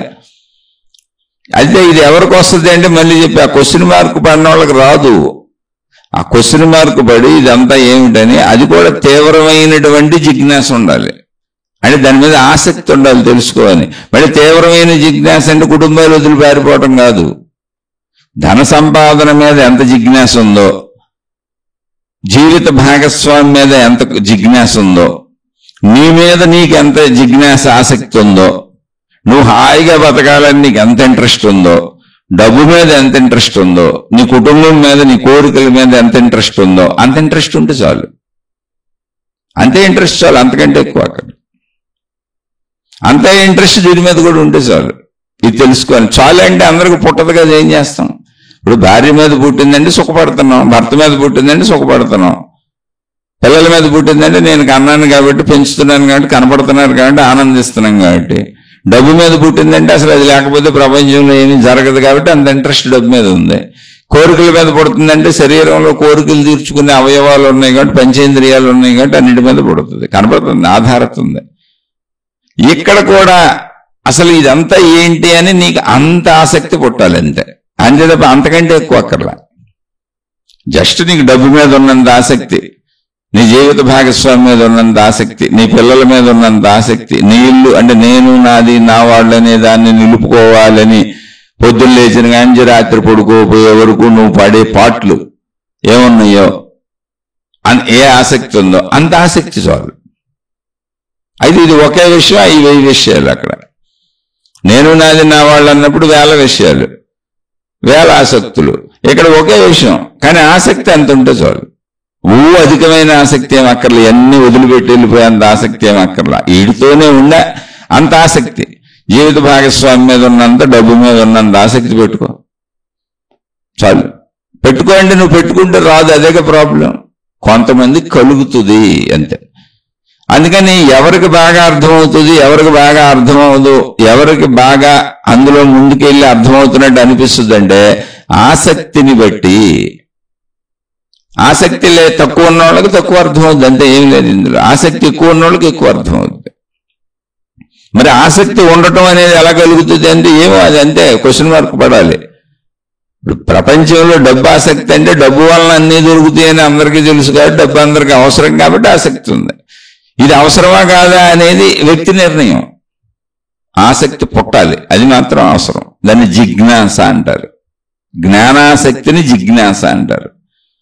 అది కలగాలి, ఆసక్తి కలగాలి. అదేం పెద్ద భారీ ఎత్తులు అక్కర్లేదు, సహజంగా మన ఇంట్లో విషయాలకు మనకు కలుగుతున్నంత ఉంటే చాలు. అది ఎంత ఆసక్తి ఉందో అంతే అర్థమవుద్ది, ఎన్నిసార్లు విన్నా ఎన్నిసార్లు చెప్పినా. ఎందుకని నీకు ఆసక్తి ఎక్కువ దేని మీద ఉందో దాని మీదకు నువ్వు వెళ్ళి ప్రయత్నిస్తూ ఉంటావు కనుక, అంతే, అంతకంటే ఏం లేదు. అయినా వినేవాళ్ళకి అర్థమవుద్ది. ప్రయత్నిస్తారా ప్రయత్నించరా అనేది వాళ్ళ ఇష్టం. ఇప్పుడు అలా కళ్ళు మూసుకొని కూర్చొని కొంతకాలానికి బయట తిరగడం ఆగుద్ది. ఆగినాక కూడా బయట తిరగచ్చు, మళ్ళీ లోపలికి తెచ్చుకుంటూ ఉంటాం కదా. దానికేమి నియమము, రూల్స్, ఎంతకాలం పడుతుంది అనే టైములు చెప్పి పుస్తకాలు రాయడం ఏమి లేదు. అలా ఎవరన్నా రాసినా ఈ నియమం నిర్ధారణ ఆధ్యాత్మికతలో ఇలాగే జరుగుతుంది అని చెబితే అసలు నమ్మకండా వాళ్ళు మిమ్మల్ని మోసం చేస్తున్నారు. ఎందుకంటే ఏ ఇద్దరు వ్యక్తులు ఒకలా ఉండరు రూపురేఖల్లో, ఏ ఇద్దరు స్వభావాలు ఒకలా ఉండవు, ఏ ఇద్దరు గుణాలు ఒకలా ఉండవు, ఏ ఇద్దరికి అర్థం చేసుకునే శక్తి ఒకలా ఉండదు, ఏ ఇద్దరికి ఒకే విషయం ఒకలా అర్థం అవ్వదు. మొత్తం వేరువేరుగా ఉంటుంది సృష్టి. అప్పుడు ఇది ఎలాగే జరుగుద్ది, ఇది నియమము, ఇక్కడ ఇలా ఉంటుంది అలా ఉంటుంది అని ఎవరన్నా చెబితే దాన్ని ఎందుకు నమ్ముతారు? అసలు ఎవడన్నా నమ్ముతాడు దాన్ని? అది నమ్మడమే అజ్ఞానం. అందుకని మీరు మీకు హాయిగా మిమ్మల్ని చూసుకుంటూ వెళ్ళిపోండి. ఎవరినో పోల్చుకొని నాకు అలా అవ్వలేదే, నాకు ఇలా జరగలేదే, వాళ్ళు ఏయో అనుభవాలు చెబుతున్నారు, వాళ్ళు ఏ మహిమలు చెబుతున్నారు, వీళ్ళేదో మాయలు చెబుతున్నారు, వాళ్ళకి ఎవరో గురువులు ఉన్నారంటే, వీళ్ళకి ఎవరో మహాత్ములు ఉన్నారంటే, వాళ్ళ గురువులను అనుసరించేస్తున్నారంట, వీళ్ళకి ఎవరో దొరికేశారంట. అలా అనుకోబాకండి, ఏమీ లేదు. మిమ్మల్ని మీరు చూసుకునేదానికి ఎవడు దొరికితే ఏం చేసుకుంటాం? మీ లోపలికి మీరు వెళ్ళి మీకు అర్థం అవ్వాల్సిన విషయం కదా అది. ఎంతమంది దొరికినా ఎవరు దొరికినా ఏం ఉపయోగం ఏం లేదు. అది ఉన్నవి భ్రాంతులు, అనేక మంది అనేక రకాలుగా భ్రాంతులు కలిగిస్తున్నారు. భ్రాంతులకు లోనవ్వకుండా దీనికి కొలతలు లేవు, కొలబద్దలు లేవు. మీకు మీరే కొలబద్ద, మీకు అర్థం అవటమే, మిమ్మల్ని మీరు చూసుకోవటమే. అందుకని ఎవరు చెప్పినా నమ్మకండి. అసలు ఆధ్యాత్మికతకి కొలతలు కొలబద్దలు లేవు. మీరే మీ కొలత, మీరే మీ కొలబద్ద, మీరే మీ కొలమానం. మీ భావం మీకు తెలుస్తుంది లోపల. మీ సంతృప్తి, మీ ఆనందం, మీరు తృప్తిగా ఉండటం, మీరు హాయిగా ఉండటం, ఉన్నదాంతో సంతృప్తి పడటం, కొంచెం నాకు అర్థమవుతుంది, నన్ను నేను మార్చుకోగలుగుతున్నాను, నాలో గుణమార్పు కలుగుతుంది, నా తప్పులు నాకు తెలుస్తున్నాయి, తప్పుల్ని ఇప్పుడు నేను మార్చుకోలేకపోతున్నాను, మళ్ళీ పొరపాట్లు చేసేస్తున్నాను, మళ్ళీ తప్పులు చేసేస్తున్నాను, ఇవైనా కొద్దిగా ప్రయత్నిస్తున్నాను, చిన్నగా నాలో మార్పు మొదలైంది. ఈ మార్పు అంటే నాలో ఉన్న చెడులు పోవడానికి సంవత్సరాలు పట్టొచ్చు, 10 ఏళ్ళు పట్టొచ్చు, 20 ఏళ్ళు పట్టొచ్చు, 30 ఏళ్ళు పట్టొచ్చు, 40 ఏళ్ళు పట్టొచ్చు, తప్పేం కాదు. కానీ మార్పు మొదలైందని మీకే తెలుస్తుంది. దాన్ని ఎవరు చెప్పలేరు. చెబుతున్నారంటే మోసగాళ్ళని అర్థం, అంతే సింపుల్. మీ ఆధ్యాత్మిక ఎదుగుదల ఎవరు చెప్పినాడు మోసగాళ్ళే, మోసగత్తులే. లేదా మేము ఇంత అయిపోయామని వాళ్ళ గురించి వాళ్ళు చెప్పుకునేవాళ్ళు మోసగాళ్ళు, మోసగత్తులే. అంతే సింపుల్. ఎవరితోనూ అసలు పోలికలు వద్దు అంటానికి చెబుతున్నా, ఎవరినో విమర్శించాలని కాదు. ఎందుకనంటే ఎప్పుడు ఇప్పుడు నేను సామాన్యుడిని ఎందుకు చెబుతున్నాను అంటే, నిజంగా నాకు అనుభవం అవ్వలేదు ఒకటే, నాకు అసలు ఆత్మానుభవం అవ్వలేదు. విషయాలు చెప్తున్నాను అంతే. చెప్తూ ఉంది, చదువుకొని పుస్తకాలు చదివి అనేక మంది చెప్పింది 35 ఏళ్ల నుంచి ఏంటంటే నేను ఎందుకు చెప్పలేను? స్కూల్కి వెళ్ళి పాఠాలు చదువుకున్న పిల్లలు తిరిగి అప్పచెబుతారు కదా, అంతే సేమ్. నాకు అనుభవం అవ్వలేదు, ఆత్మానుభవం అవ్వలేదు, నాకు నేను సంపూర్ణంగా తెలియబడలేదు. అలాగే సామాన్యున్నే. అలాగే ధనపరమైన విషయాలు ఏమున్నాయి, నేనేం గొప్పగా పొడిచేసి అందరికంటే కోటాను కోట్లు సంపాదించేసినంత తెలివిగలుండి కూడా కాదు భౌతిక ప్రపంచంలో. అలాగే సామాన్యున్నే. భౌతిక ప్రపంచపు తెలివితేటల్లో ఎవరితోనూ నేను ఏం గొప్పగా సాధించేసింది ఏం లేదు. అన్ని విషయాల్లో ఎన్ని రకాలుంటే అన్ని రకాలు. అలా చూసుకున్న అందరిలో నేను సామాన్యున్నే. నాకంటే ఘనులు భౌతిక విషయాల్లో బోల్డ్ మంది ఉన్నారు నా చుట్టూ. అలాగే సామాన్యున్నే. ఆధ్యాత్మికతలో అనుభవం పొందలేదు కాబట్టి ఎలాగూ సామాన్యున్నే. ఒకవేళ పొందిన సామాన్యుడని చెబుతాడు పొందినవాడు. ఎందుకో తెలుసా? మూలశక్తి ఒకటే అయినప్పుడు, మొత్తం ధూళికణం కూడా అనంత ఆత్మశక్తి స్వరూపమే అయినప్పుడు నేను గొప్పవాడిని అసలు ఎలా అవుతాను? అది ప్రాబ్లం ఇక్కడ. నాకు నేను బిరుదులు పెట్టుకొని, నన్ను నేనే గురువుని చేసేసుకొని, నన్ను నేనే మాతాజీని చేసేసుకొని, నాకు నేనే రంగు బట్టలు కట్టేసుకొని, నాకు నేనే రకరకాలైనటువంటి ఫోజుల్లో ఫోటోలు దిగేసి, నాకు నేనే రకరకాలు చేసేసుకొని, ఇప్పుడు ఏదో సినిమాలు, సెలబ్రిటీలు, సినిమా హీరోలు అంటే అదంతా కల్పితం కాబట్టి, కల్పన కాబట్టి, ప్రజలు ఎంటర్టైన్మెంట్ కోసం చేస్తున్నారు కాబట్టి చక్కగా మేకప్లు వేసి, కొత్త బట్టలు వేసి ప్రజలు అట్రాక్ట్ అయ్యేలా సినిమాలు తీయటం తప్పులేదు.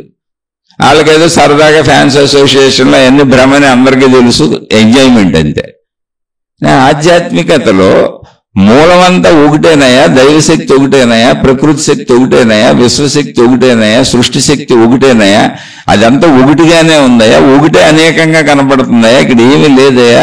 ఆ అనేకం అంటే జంతువులు ఒకటే, చెట్లు ఒకటే, మనిషి ఒకటే, పంచభూతాలంటే గాలి, నీరు, నిప్పు, భూమి అవి ఒకటే, ఉన్నదంతా ఒకే మూలశక్తి అన్నప్పుడు సామాన్యుడుగా అసామాన్యుడు అట్టవుతాడు.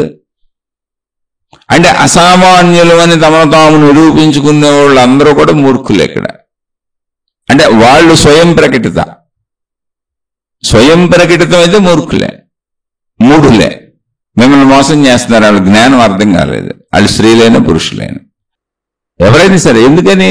తెలిస్తే అంత సమానత్వం తెలిసినాక మీరు ఆలోచించండి ఒకసారి. నీరంతా ఒకటే అయినప్పుడు ఒక నది దగ్గరికి వెళ్ళి నుంచున్నాం, నీరంతా ఒకలానే కనబడుతుంది, మనకు ఒకటే నీరు. అందులో నీటిని కొట్టేసుకుంటుంది అనుకో, నువ్వు వేరు నేను వేరని మనకు కనపడతలా, మనకు ఏక నీరుగానే కనబడుతుంది. కానీ అది అనేకం అనుకోని ముక్కలుగా కొట్టుకుంటుంది అనుకోండి, ఆ ఏకత్వం ఎలా ఉంటుంది ఆలోచించండి ఒకసారి. కూడా అది సావట్లేదు, ఎందుకంటే నీరంతా ఏకంగానే ఉంటుంది. ఇప్పుడు భూమి అంతా ఏకంగానే ఉంది, కానీ భూమి లోపల గుద్దేసుకుంటుంది అనుకోండి, నువ్వేరు నేను వేరని. అసలు అర్థమవుద్దా మనకి? ఎలా అర్థమవుద్ది? అలా ఎందుకు గుద్దుకుంటుంది? ఏక భూమి కదా అది, ఏక నీరు కదా అది, ఏక గాలి కదా అది, ఏక వెలుగు కదా అది, ఏక వేడి కదా అది, ఏక ఆకాశము కదా అది. ఎలా తనంతాను ఎలాగది వేరు అనుకుంటుంది? తనలో తాను ఎందుకు గుద్దుకుంటుంది? నేను ఎక్కువ తక్కువ అని ఎందుకు చెప్పుద్ది? గాలిని విభజించుకొని నేను ఎక్కువ గాలిని నువ్వు తక్కువ గాలి అని ఎక్కడైనా విభజించుకుంటుందా? మూల సత్యం అర్థమైనప్పుడు, మూల జ్ఞానం అర్థమైనప్పుడు అటువంటి ఏకత్వ భావన వస్తుంది. వాళ్ళు నిజమైనటువంటి మహనీయులు, మహాత్ములు. మహాత్ములు అంటే ఎక్స్ట్రా కాదు, వాళ్ళు గొప్పోళ్ళని కాదు.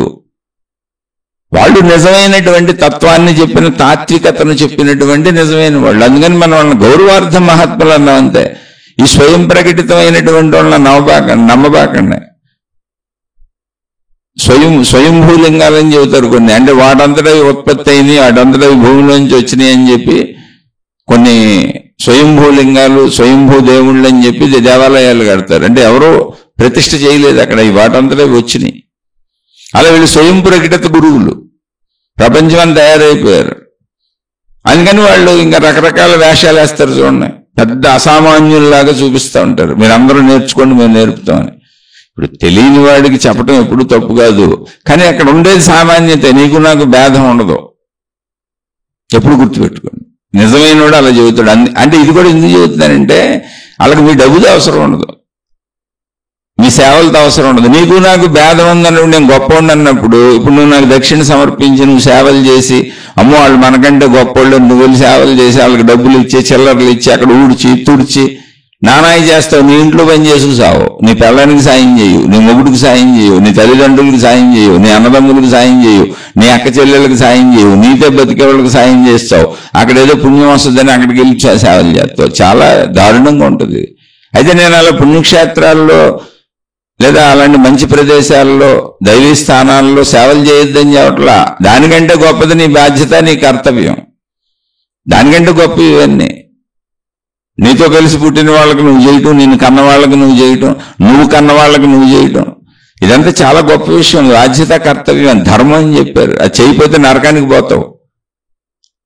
లేదండి నరకానికి నేను ఎందుకు వెళ్తాను, నేను అక్కడ ఊడ్చాను, అక్కడ తుడిచాను, అక్కడ శుభ్రం చేశాను, గురువులు చెప్పినవన్నీ చేశాను, మాతాజీలు చెప్పినవన్నీ చేశాను, వాళ్ళ ఆశ్రమాల్లో, వాళ్ళ మఠాల్లో, వాళ్ళ దైవీ స్థానాల్లో ఎన్ని చేయమంటే అన్ని చేశాను. లేదు నన్ను స్వర్గంలోకి తీసుకెళ్లాలని నువ్వు నరకం గేటుకట్టి ధర్నా చేసావు అనుకో, చెత్తకొట్టు లోపల తీసుకుపోతారు అంతే. నువ్వు చూసి వచ్చావా అని అడగబాకండి, సరదాగా చెబుతున్నాను. బాధ్యత, ధర్మము సక్రమంగా నిర్వర్తించుకోమనే అసలు ఎప్పుడూ ఆధ్యాత్మికత, దైవీ మార్గాలు చెబుతున్నాయి. అది వదిలిపెట్టి వచ్చి మా సేవలు చేయమని చెప్పి నమ్మాకండి అంటున్నా. నువ్వు డబ్బు సంపాదించేది నీ వాళ్ళ కోసం. అసలు నీకు నీ వాళ్ళు, నేను నా వాళ్ళు అనేది లేకపోతే అసలు నీకు డబ్బు సంపాదనే అక్కర్లేదు. నువ్వు ఏ గౌరవాలు పొందినా, కీర్తి ప్రతిష్టలు పొందినా, పదవులు పొందినా, హోదాలు పొందినా, నువ్వు దేటి కోసం ప్రయత్నిస్తున్నా, ధన సంపాదనకి వెళ్ళినా అదంతా నీ కుటుంబం కోసం, నీ బాధ్యతలు, నీ కర్తవ్యాల కోసం. అవి సరిగ్గా చేయాలి.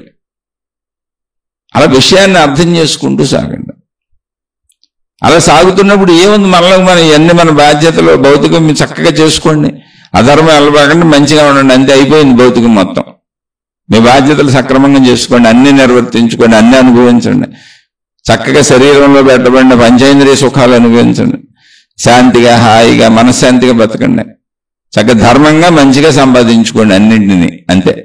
అయిపోయింది భౌతికం మొత్తం. ఇంతే బోధ. మీ కర్తవ్యాలు, మీ ధర్మాలు సక్రమంగా చేసుకోండి, అయిపోయింది. ఈ బోధ అయిపోయింది. ఇంకా భౌతిక బోధ ఇంతే మొత్తం. ఎన్నిసార్లు చెప్పినా, ఎంతమందికి చెప్పినా. అలా చేసుకుంటూ ఒక అరగంట, గంట మిగిల్చుకొని మీకు ప్రశ్న పెడితే, క్వశ్చన్ మార్క్ పడిన వాళ్ళకి మాత్రమే ఆత్మజ్ఞానం. సందేహం వస్తే ఇదంతా ఏంటి, దీనికి మూలం ఏంటి, ఆ మూల కారణం ఏంటి, అసలు ఇదంతా ఏంటి అని క్వశ్చన్ మార్క్ పడిన వాళ్ళకే చక్కగా కూర్చొని కళ్ళు మూసుకొని మీ లోపలికి మీరు వెళ్తే బయట తిరిగే ఆలోచనలు లోపల ఆగటానికి కాలం పడుతుంది, కొంతకాలం పడుతుంది. ఎంత అని ఎవరిని అడగబాకండి. అసలు ఎవరైనా టైం చెప్పారంటే వాళ్ళు మోసం చేస్తున్నారని అర్థం. ఎందుకని ప్రపంచంలో అందరు మనుషులు ఒకలా ఉండరు, అందరికీ ఒకలా అర్థం అవ్వదు, అందరికీ ఒకలా మనసు నిలబడదు. అది ఎవరికాళ్లే. అందుకని మీకు మీరే నిదర్శన. చక్కగా మిమ్మల్ని మీరు చూసుకోండి.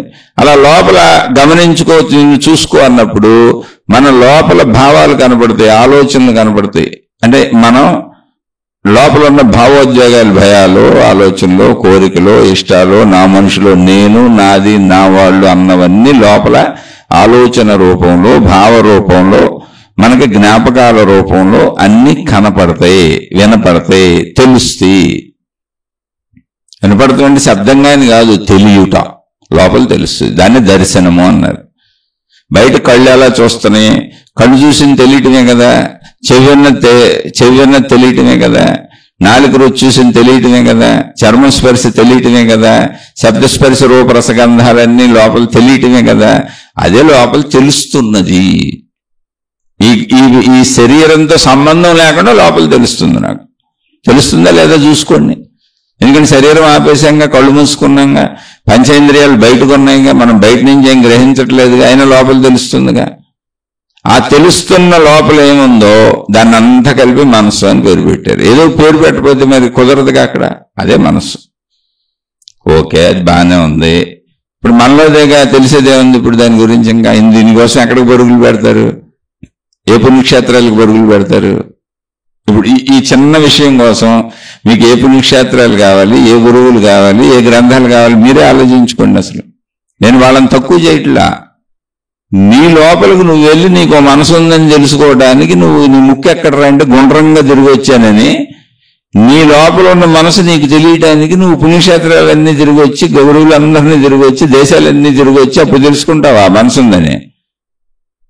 అంత చిన్న విషయానికి ఎంత తిరగాలి? ఆలోచించి దేన్ని అజ్ఞానం అంటారు, ఇప్పుడు దేన్ని మాయ అంటారు, దేన్ని మిథ్య అంటారు, దేన్ని భ్రమ అంటారు. ఎందుకు ఎంతమంది మిమ్మల్ని తప్పుదోవలు పట్టించేస్తున్నారని చెప్పాను. ఎందుకంటే నీ లోపల ఉన్నది నీకు తెలియడానికి దేశం అంతా తిరిగి వస్తానంటావండి బాబు. ఏమన్నా అర్థం ఉంది అందులో? తిరిగితే తిరిగి నీకు సరదాగా ఉంటే వద్దంటలా నేను. అదే చెప్పే ఆసక్తి. వాళ్ళకి అలా తిరుగుడు మీద ఆసక్తి ఉంది, ఓ గుర్తింపు మీద ఆసక్తి ఉంది. ఎవడో గొప్పోడు ఉన్నాడు, ఆ గొప్పోడిని పట్టుకే అలాడితే మనకు అన్ని దొరుకుతాయి, లభిస్తాయి అని ఆసక్తి ఉంది.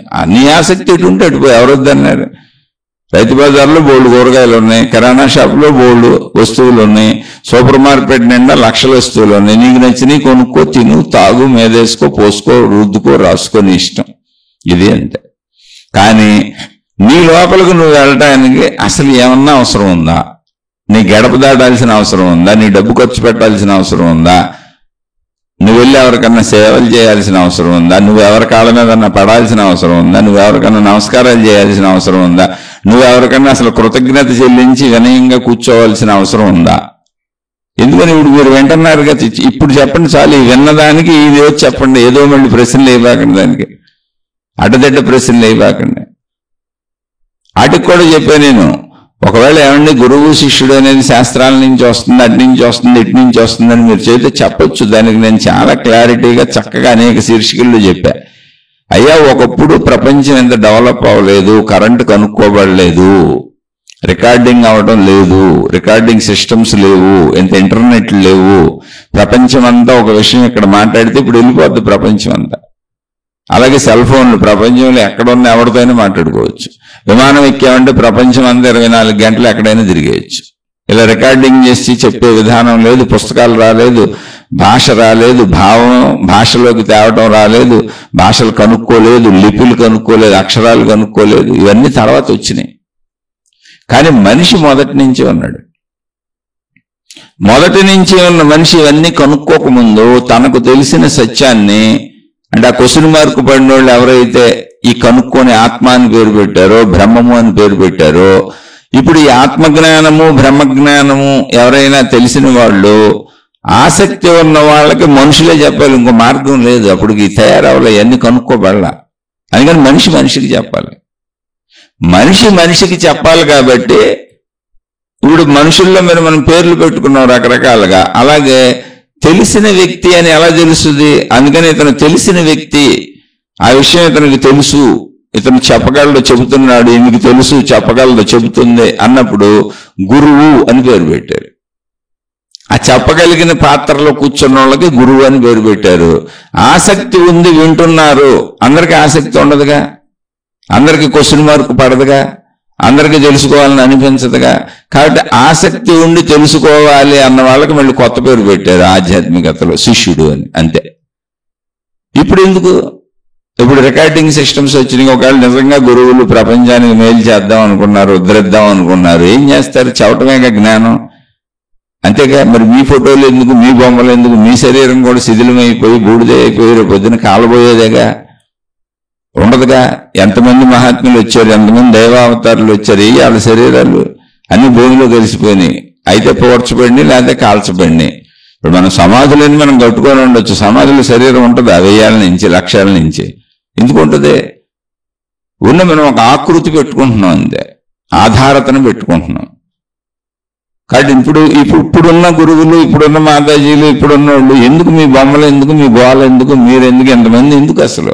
మళ్ళీ రకరకాల డ్రెస్సులు, రకరకాల బొట్లు, రకరకాల విధానాల్లో చిత్ర విచిత్రమైన గీతలు మీలో మేము పెట్టమని.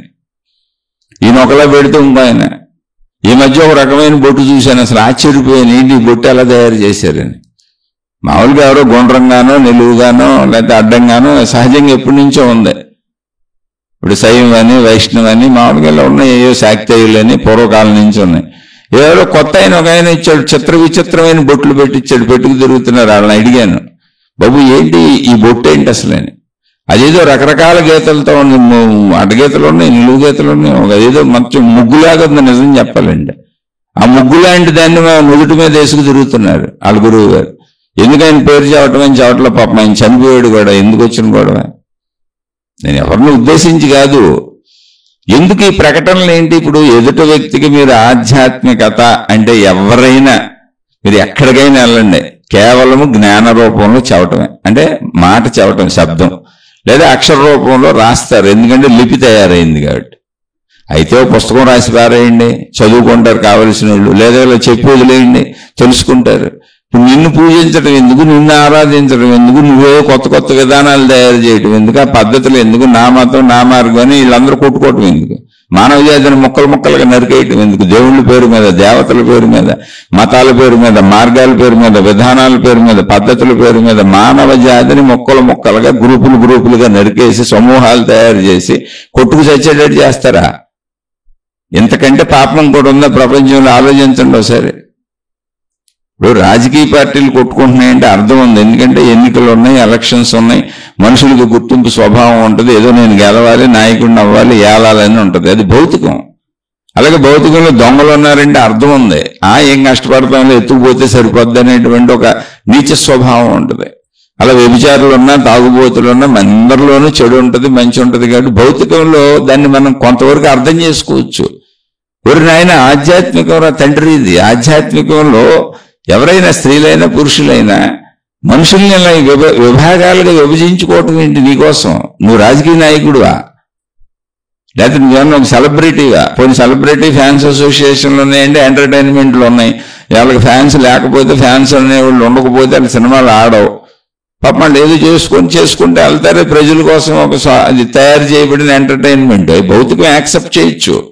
ఎందుకంటే మనం కూడా ఆనందిస్తాం సినిమాలు చూసి, మనం కూడా ఆనందిస్తాం బట్టలు కట్టుకొని, మనం కూడా ఆనందిస్తాం రాజకీయాల్లోకి వెళ్ళి. ఏదో ఓట్లేసేవాడు ఓట్లేస్తాడు, నిలబడేవాడు నిలబడతాడు, ఎవరు ఆనందం వాళ్ళదే. ఆధ్యాత్మికతలో సత్యాన్ని చంపేస్తేటకు. అందుకని ఇప్పుడు సత్యాన్ని బతికించడం అనేది మనం ప్రపంచంలో చేసే పని కాదు, మనలో బతికించుకోవాలి. ప్రపంచంలో మనం ఏం చేస్తాం? ఎవడో ఏం చేయలేడు. ఇప్పుడు నేను చెబుతున్నా, నేను చేయగలనండి. నేనేం చేస్తాను? ప్రపంచంలో ఎవరిష్టం వాళ్ళదిగా సమూహాలు నమ్మేగలుగుతున్నాయి. నమ్మెళ్ళే సమూహాల్లో ఎవరేం చేయగలరు? అసలు ఎవరూ ఏమీ చేయలేరు, మౌనంగా ఉంటుంది తప్ప. అయితే చేయొచ్చు, ఎక్కడ నాకు నేను సత్యంలో నడుపుకోవచ్చు. నేను సత్యంలోనే ఉండొచ్చు. నేను ఏ భ్రాంతికి లోనవ్వకుండా, ఏ భ్రమకి లోనవ్వకుండా, ఏ గుర్తింపుకి లోనవ్వకుండా, ఏ మతానికి మతపు తాళ్లతో నన్ను నేను కట్టేసుకోకుండా, ఏ దైవతాళ్లతో నన్ను నేను కట్టేసుకుండా, ఏ సాధనా విధానాలతో నన్ను నేను కట్టేసుకోకుండా, ఇదే నాది అని ఆ పరిమితత్వంలో ఇరుక్కుపోకుండా, ఆ బోన్లోకి వెళ్ళిపోయి ఆ జూలో పెట్టబడిన జంతువులాగా అక్కడే ఉండిపోకుండా, నన్ను నేను చక్కగా మనిషిని, మానవ జాతి అంతా ఒక్కటే అనేటువంటి భావంతో అందరినీ ప్రేమించుకుంటూ హాయిగా నన్ను నేను తెలుసుకుంటూ వెళ్ళగలను. ఎలా బాగుంటుందో మీరు ఆలోచించుకోండి. మానవ జాతి అంతే ఒక్కటే అంటే బాగుందా? లేదు మన మతాలు వేరు వేరు, నా మతం ఇదంటే బాగుందా, నా దేవుడు ఇదంటే బాగుందా, నా గురువు ఇదంటే బాగుందా, మేమింతే, మా సమూహం ఇంతే అంటే బాగుందా, మా బట్టలు ఇంతే, మా రంగులు ఇంతే, మా బొట్లు ఇంతే, మా కొత్త సృష్టించుకుంటాం అంటే బాగుందా?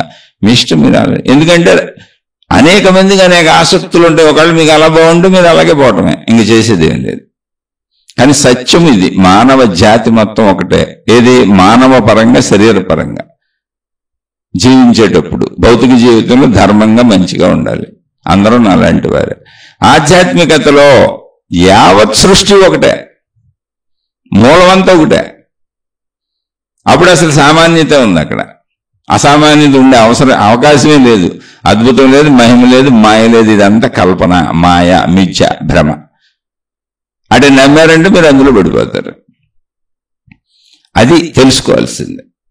అప్పుడు ఏమైంది, ఇప్పుడు నాలోకి నేను వెళ్ళాను, ఇందాక చెప్పుకుంటూ వస్తున్నాగా, కూర్చున్నాం, కొంతకాలానికి కొద్ది రోజులకి లోపల చూసుకుంటున్నాను, మనసు తెలిసింది. మనసు అంటే ఏంటి? భావాలు, ఆలోచనలు, జ్ఞాపకాలు. ఓకే, ఇప్పుడు మనసు ఏ రూపంలో ఉంది అంటే భావాలు ఏ రూపంలో ఉన్నాయి, జ్ఞాపకాలు ఏ రూపంలో ఉన్నాయి, ఆలోచనలు ఏ రూపంలో ఉన్నాయి, ఇవన్నీ అసలు ఏ రూపంలో ఉన్నవి? ఎప్పుడు శీర్షికల్లో చెప్పుకుంటున్నాం, మళ్ళీ చెబుతున్నా. సోదరు అర్థం కాలేదన్నారు కాబట్టి మళ్ళీ చెప్పే ప్రయత్నం చేస్తున్నా. అది ఎన్నిసార్లు అయినా చెబుతా, ఎన్ని వందల వేల సార్లు అయినా చెబుతా. ఎవరైనా చెప్పుకోవాలి, ఎందుకంటే అది అర్థమయ్యే వరకు చెప్పుకోవాల్సిందే. ఇక్కడ మనసు ఏ రూపంలో ఉన్నది, ఇది పాయింట్. ఇప్పుడు నీలో నువ్వు అన్వేషించుకోవడం, బయటకు వెళ్ళే పనే లేదు. ఇక్కడ 10 రూపాయలు ఖర్చు లేదు. నువ్వెవరికి దక్షిణలు ఇవ్వక్కర్లా, దండాలు పెట్టక్కర్లా, సేవలు చేయక్కర్లా. కాసేపు నీ మీద నువ్వు దృష్టి పెట్టుకుంటే చాలు. ఎవరికో డబ్బులు ఇచ్చే బదులు దీనికి బదులుగా మీరు ఇంకోటి చేయొచ్చు. అంటే ఎవరికో వెళ్ళి డొనేషన్లు ఇచ్చి, డబ్బులు ఇచ్చి, దక్షిణలు ఇచ్చి, అటు బదులు, లేదా ఎవరికో సేవలు చేసే బదులు, ఎవరికో నమస్కారాలు పెట్టి, దండాలు పెట్టి, వాళ్ళ మీద పాదాల మీద పడిపోయి వాళ్ళకి సేవలు చేసే బదులు మీరు ధర్మంగా ఉండటం, మంచిగా ఉండటం అనేది చేస్తే చాలు, ప్రజలందరికీ మేలు జరుగుద్ది. లేనోడికి ఎంత అన్నం పెట్టండి, ఆ డబ్బులు ఏదో లేనోడికి ఏమి భిక్షగాడికి పెట్టండి, ఇంత అన్నం పెట్టండి. లేనివాళ్ళకి ఎంత బట్టలే ఉన్నాయి, చేయండి వాళ్ళు మంచి పనులు. ఎందుకంటే మనలాంటి మనుషులు కదా. మీరే మీ స్వతంత్రంగా మంచి పనులు చేయడం మొదలు పెట్టేసేయండి. ఎవరికాళ్ళు మంచి పనులు చేయండి. నువ్వు మంచోడు వైపు, నువ్వు మంచిదాని వైపు. ఏమీ లేకపోతే ఇంటి ముందుకు వచ్చిన వాళ్ళకి ఊరుకునే ఆ మిగిలిపోయిన ఇంత అన్నం పెట్టు, ఆ కూర పెట్టు చాలు. భిక్షగాళ్ళు ఏదో ఒకటి తినడానికి పాపం బతకాలి కదా. చెరిగిపోయిన బట్టలతో తిరుగుతూ ఉంటారు బోల్డ్ మంది స్త్రీ పురుషులు. ఏదో ఒకటి పాత బట్టలు పోనీ, ఏదో డబ్బు ఉంటే మంచిగా చేయి, అయితే అది మీ ఇష్టం. ఇప్పుడు అలా చూసుకున్నప్పుడు మనసు ఏ రూపంలో ఉంది, ఆలోచన ఏ రూపంలో ఉంది, భావం ఏ రూపంలో ఉంది అంటే రూపం లేదని తెలుస్తుంది. మనసు ఎక్కడుంది పోనీ అంటే తెలియదు, ఎక్కడుందో ప్లేస్ గుర్తుపట్టలేదు. మొత్తం వ్యాపించి ఉన్నదంటే శరీరం అంతా మనసు వ్యాపించి ఉంది. భావాలు, భావోద్వేగాలు ఇవన్నీ కలుగుతూ ఉంటాయి. రూపం ఏంటి అంటే రూపం లేదు. అప్పుడు దాన్నే శక్తి అన్నారు. ఇక్కడే ఆధ్యాత్మికత ఉంది. ఇప్పుడు కళ్ళు తెరిస్తే అన్ని కనపడుతున్నాయి. పంచేంద్రియాల ద్వారా గ్రహించే భౌతిక ప్రపంచాన్ని మనమేం పరిశీలించక్కర్లేదు, అదే తెలిసిపోతుంది. ఎందుకంటే కళ్ళు, చెవులు, ముక్కులు తెలుసుకుంటుంది. కానీ ఇప్పుడు మనసును మనం పరిశీలిస్తే తెలుస్తుంది. ఎందుకని అక్కడ మనసు అనే పదార్థం ఏం లేదు, పదార్థంలాగా లేదు, వస్తువులాగా లేదు, రూపంలాగా లేదు, దృశ్యంలాగా లేదు, శబ్దంలాగా లేదు. కానీ ఉంది, ఆలోచనగా ఉంది, భావంగా ఉంది, జ్ఞాపకంగా ఉంది. మొత్తం కలిపితే మనసు అని పేరు పెట్టాం. ఉన్నదని తెలుస్తున్నది, కానీ భౌతికంగా ఉన్నట్టుగా తెలియట్లేదు. భౌతిక వస్తువులు, విషయాలు, మనుషులు ఉన్నట్టుగా తెలియట్లేదు, అలా కనపడతలేదు. కానీ ఉందని తెలుసు. దాన్ని శక్తి అన్నారు. శక్తి ఎలా ఉంటుందంటే అలా ఉంటుంది అన్నారు. ఇప్పుడు నీలో ఉన్న శక్తిగా ప్రాబ్లమే ఉంది. దాని శక్తి అని నువ్వు అనుకోవడానికి ప్రాబ్లం ఉంది, నీకు తెలుస్తుందిగా ఉందని పేరు పెట్టారు శక్తి అని, అంతే. ఇప్పుడు అది మానసిక శక్తి, దాని మనసు అన్నంగా అది శక్తి స్వరూపం. కానీ ఆ పార్ట్ని మనసు అన్నాం మనం. అంటే ఈ పనిచేసే ఫంక్షనింగ్, ఆలోచనలు, భావాలు, భావోద్వేగాలు, జ్ఞాపకాలు మొత్తం కలిపితే మనసు. కానీ వాటి రూపం ఏంటంటే శక్తి. శక్తి అలా ఉంటుంది అని చెప్పారు. దీన్ని ముందు క్లియర్గా అర్థం చేసుకోండి. అలా 1కి 10 సార్లు వినకపోతే, కరెక్ట్గా అర్థం చేసుకోకపోతే అర్థం అవుతుంది, అది ప్రాబ్లం. అందుకని అర్థం కాలేదని సందేహాలు వస్తుంటాయి. పర్వాలేదు, సందేహాలు అడగండి. ఎవరికి ఒకసారి కాదు, నాకు 35 ఏళ్ళ నుంచి నేను ఇందులో నడుస్తూనే ఉన్నా. నాకు అనుభవం రాలేదు, ఆ సంపూర్ణత్వాన్ని నేను పొందలేదు. అటు తప్పేం లేదు, ఎన్నిసార్లు అయినా అడగచ్చు, ఎన్ని సందేహాలు అయినా రావచ్చు. అది శక్తి. ముందు అక్కడ దాన్ని కన్ఫర్మ్ చేసుకోండి, శక్తి అలా ఉంటుంది. ఆలోచనల, భావాలుగా ఉన్నట్టుగా అయితే తెలుస్తుంది, కానీ ఎలా ఉందో తెలియట్లేదు, ఎక్కడుందో తెలియట్లేదు, ఎంత ఉందో కూడా తెలియట్లేదు. కానీ నేను నాలో ఉంది అనుకుంటున్నా. అలా ఎందుకు అనుకుంటున్నానో చాలాసార్లు చెప్పాను. ఈ శరీరము నేను అనుకుంటున్నాను కనుక, శరీరంతో కళ్ళు మూసుకొని కూర్చొని లోపల చూసుకుంటున్నాను కనుక, నేను లోపల చూసుకుంటున్నప్పుడు లోపల అంటే నా లోపల అంటే సంచి లోపల, సూట్ కేసు లోపల, బీరువా లోపల, ఇలా మనకు లోపల తెలుసు కనుక నా లోపల అది ఉన్నది అని నేను అనుకుంటున్నా. ఎందుకంటే మానసిక అంటే మనిషిగా నా భావనలో శరీరము నేనని ఇప్పుడు ప్రస్తుతం నేను స్థిరంగా నమ్ముతున్నాను కనుక, అందుకని నా లోపల చూసుకుని, నా లోపల అంటే ఏంటి, బయటికి పంచేంద్రియాలను పంపించకుండా నేను రోజు బయట పంచేంద్రియాలతో తిరుగుతా, వృత్తి వ్యాపార ఉద్యోగాలు కానీ జీవించటం కానీ. ఇప్పుడు ఇదేంటి, నేను అసలు ఆ పని చేయకుండా శరీరాన్ని ఆపేసి చూసుకుంటున్నా, నా లోపల చూసుకుంటున్నా. నా లోపల చూసుకుంటే నాకు ఆలోచనలు కనపడుతున్నాయి, మనసు అన్నదాన్ని. కాబట్టి ఆ మనసు నా లోపల ఉన్నది అని నేను అనుకుంటున్నా. ఇక్కడి నుంచి అంతా మారిపోద్ది, ఆధ్యాత్మికతలో అంతా మారిపోద్ది. నువ్వు అనుకుంటున్నావు అంతే. ముందు అనుకో, ఎందుకంటే దాని మూలం మొత్తం తెలిస్తే విషయం తెలుస్తుంది. అలా అనుకుంటూ వెళ్ళు, నా లోపలే ఉంది అనుకుంటూ వెళ్ళు. నా లోపలే ఉంది. ఇప్పుడు ఏముంది? మనసు ఉంది. అది ఎలా ఉంది? శక్తి స్వరూపంగా ఉంది. అది ఆలోచనలైనా భావాలైనా ఏవైనా శక్తి స్వరూపము. ఓకే, అసలు ఈ శక్తి స్వరూపము అని ఈ మనసు ఎలా తయారైంది? అసలు మనసు ఎందుకు తయారైంది? మళ్ళీ దానికి ప్రశ్న వేయాలిగా. ఎప్పుడు ప్రశ్న క్వశ్చన్ మార్క్ అంటే ఏంటి? మళ్ళీ అనుమానం వెనక అనుమానం వస్తూ ఉంటుంది సంపూర్ణంగా అర్థమయ్యే వరకు. అందుకని క్వశ్చన్ మార్కే. అసలు మనసు ఎందుకు తయారైంది? ఇప్పుడు ఆ స్థితిని శక్తి అన్నాం. ఓకే, ఆ స్థితికి పేరు అది. కనపట్టలేదు, వినపట్టలేదు, ఉన్నదని తెలుస్తుంది. భౌతిక విషయంలాగా తెలియట్లేదు, భౌతిక పదార్థంలాగా తెలియట్లేదు, భౌతికంలో మనిషిలాగా తెలియట్లేదు. కనుక అయినా ఉన్నదని తెలుస్తుంది. నాకు ఆలోచన ఉంది, భావం ఉందని తెలుస్తుంది. కనుక ఆ స్థితి పేరు శక్తి. ఓకే, బాగుంది. దాన్ని మనసు అన్నారు. ఓకే, బాగుంది. అవన్నీ పేర్లు. అసలు మనసు ఎలా తయారైంది అంటే మళ్ళీ మీకు అనేక శీర్షికల్లో చెప్పాను. ఫస్ట్ బిడ్డ పుట్టినప్పుడు, మాతృగర్భంలోంచి బిడ్డ బయటకు వచ్చినప్పుడు, అంటే నేను దీని వెనక జన్మలో శాస్త్రాలు కలిపి మీకు ఏం చెప్పట్లేదు, ఇప్పుడు అర్థమయ్యేలా చెబుతున్నా. చక్కగా అర్థం చేసుకోండి అంతే. మళ్ళీ దానికి ఏదో మీకు తెలిసిన పాండిత్యం అంతా నాకు చెప్పే ప్రయత్నం చేయబాకండి, నాకు తెలుసేదంతా. కానీ ఒక సామాన్య మానవుడికి, ఒక సామాన్య స్థితిలో ఉన్న వాళ్ళకి అర్థం అవడం కోసం నేను ఇలా చెబుతున్నా. జాగ్రత్తగా అర్థం చేసుకోండి. అలా అర్థం చేసుకుంటే చాలు, మనం పొందవలసింది పొందేస్తాం. అంతకంటే ఎక్కువ గజిబిజి పడి అర్థం చేసుకున్నా కూడా మనం పొందవలసింది పొందలేం. పాండిత్యం పెరుగుద్ది అంతే. దాన్ని పాండిత్యం అంటారు. కాదు, పొందవలసింది పొందడానికి వెళ్తున్న మార్గం అంతే ఇది. ఇప్పుడు బిడ్డ పుట్టినప్పుడు, అప్పుడే పుట్టిన బిడ్డ శరీరం ఉంది, ప్రాణం ఉంది అంతే. శరీరం అంటే పంచేంద్రియాల శరీరం ఉంది, శరీరంలో ప్రాణం ఉంది. ప్రాణం లేకపోతే బిడ్డ చచ్చిపోయి పుట్టింది అంటాం. అంటే బిడ్డ పుట్టినప్పుడు ఏముంది? ప్రాణం ఉంది, శరీరం ఉంది. ఇప్పుడు శరీర లక్షణం ఏంటి? శబ్దస్పర్శ రూపరస గంధములు తెలుసుకోవటం. రోజు ఇప్పుడు మనం చేసేది అదే. చిన్నప్పటి నుంచి అదే చేసుకుంటూ వచ్చాం, ఇప్పుడు చేసేది అదే. ఆయా కోరికలుగా, అవసరాలే కోరికలుగా మారినాయి. వాటి కోసం వృత్తి వ్యాపార ఉద్యోగాలు, డబ్బు, అవసరాలు, దేశకాల పరిస్థితుల దగ్గర వెళ్ళిపోయింది. కానీ బిడ్డ పుట్టినప్పుడు కూడా అదేగా మొదలు, అదేగా శబ్దస్పర్శ రూపరస గంధాలు తెలుసుకోవటమేగా శరీరం చేసే పని. శరీరంతో నిత్యక్రియ అదే. అప్పుడు ఆ శరీరం లోపల ఏముంది? ప్రాణశక్తి ఉంది, బతికుంది అండి. ఇలా తెలుసుకుంటున్న విషయాలు అంటే కళ్ళ ద్వారా, చెవుల ద్వారా, ముక్కు ద్వారా, స్పర్శ ద్వారా తెలుసుకుంటున్న విషయాలన్నీ కూడా ప్రాణశక్తిని ద్వారా తెలుసుకోబడుతున్నాయి. ప్రాణశక్తి లేకపోతే చచ్చిపోయిన సమయం తెలుసుకోలేదుగా. కాబట్టి ఇవన్నీ ఆ ప్రాణశక్తిలో గుర్తుండిపోతున్నాయి. అంటే ప్రాణశక్తికి నశింపు లేదు. దాంతో కలిసిన ప్రతిదీ స్థిరమైపోతుంది, శాశ్వతమైపోతుంది. అందుకని అందులో గుర్తుండి ఆ గుర్తున్న భాగం అంతా మనసుగా తయారైంది అంతే. ఇంకంతకంటే ఏం లేదు. అదే శక్తి.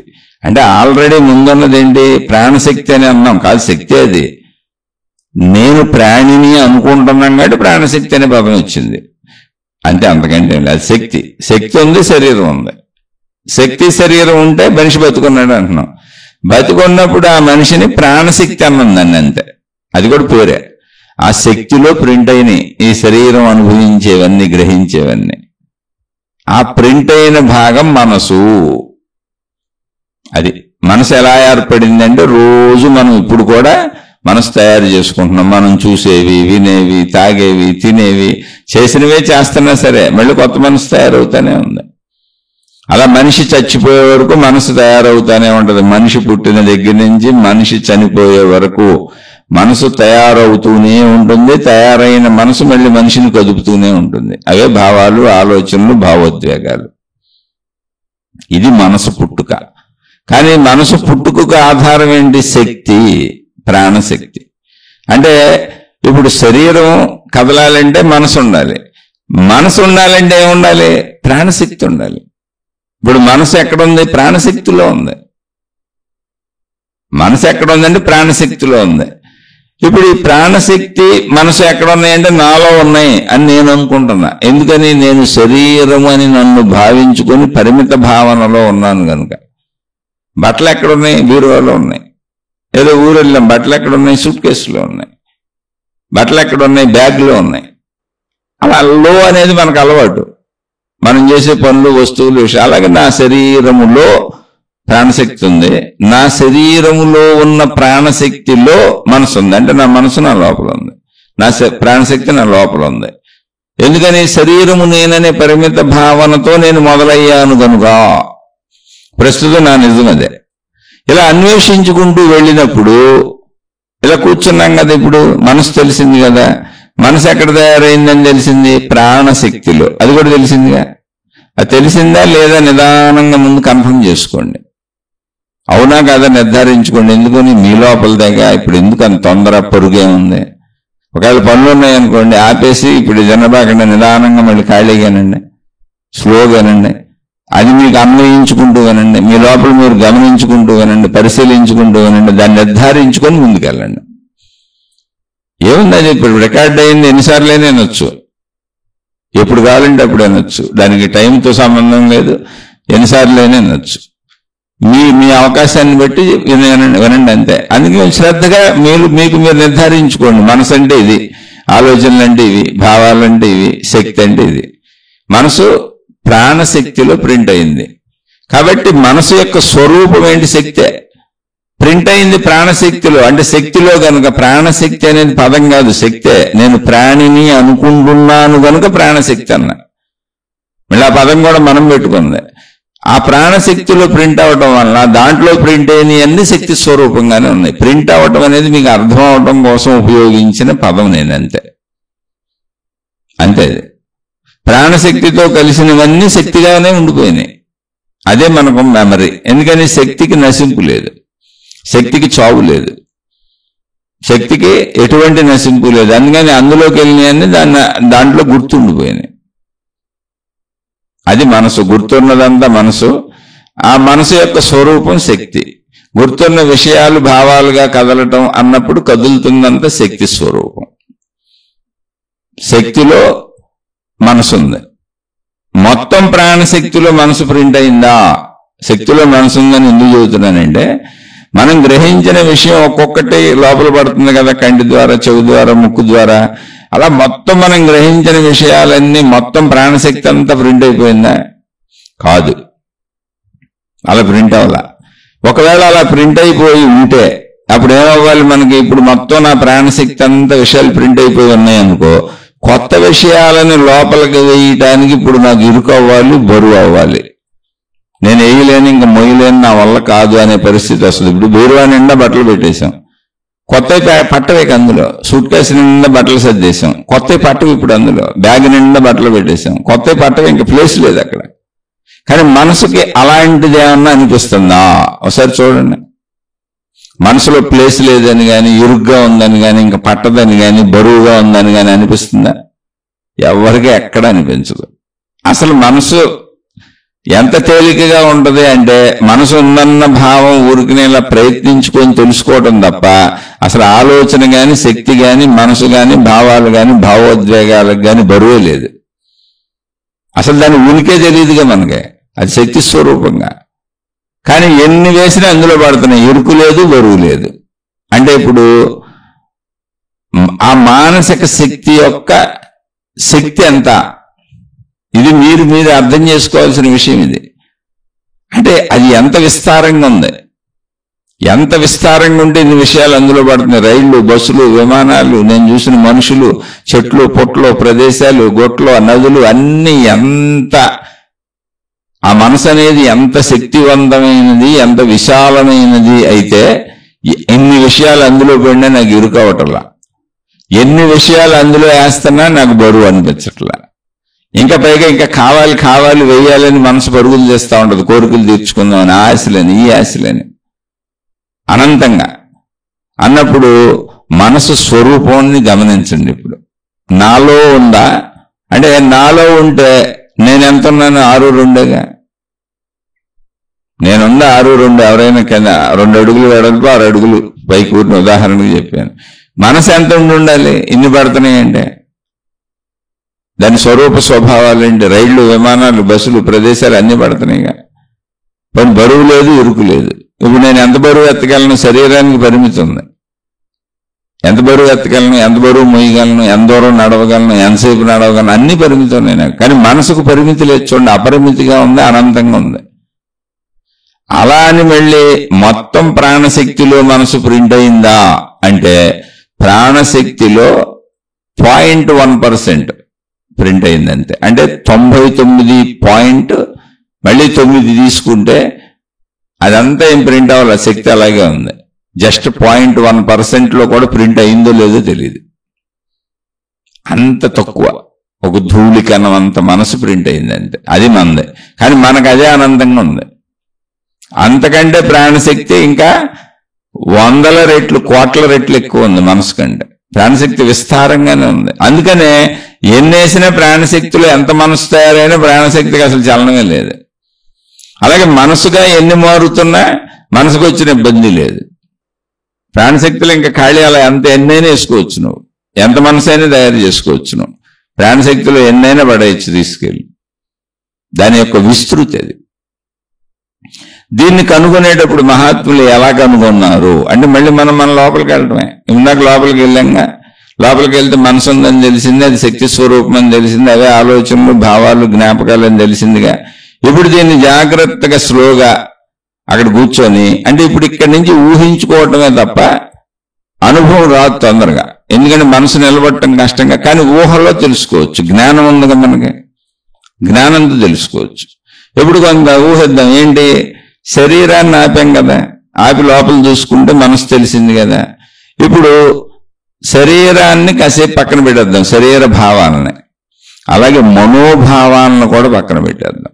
అంటే ఆలోచనలో ఉన్నటువంటి ఫలానా ఆలోచన అంటే నా భార్య, నా భర్త, నా డబ్బు, ఆ భావాన్ని తీసేయండి. ఆలోచనలో భావాలను తీసేయండి, భావాల్లో భావాలను తీసేయండి, మనసులో భావాలన్నీ తీసేయండి, అంతే. మనసును పక్కన పెడతాం. ఇది ఊహాత్మకంగా చేయాలి, అనుభవం కాదు. అనుభవం అయితే అయిపోద్ది, నాకే అనుభవం లేదని చెప్పాక ఆత్మానుభవం. అది తీసేయగలిగితే ఆత్మానుభవమే.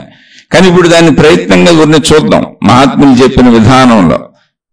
ఇప్పుడు ఆ భావాలన్నీ తీసేసినప్పుడు అంటే మన మనసులో ఉన్న భావాలేంటి, నేను, నాది, నా వాళ్ళు అన్న మెమరీ పవర్.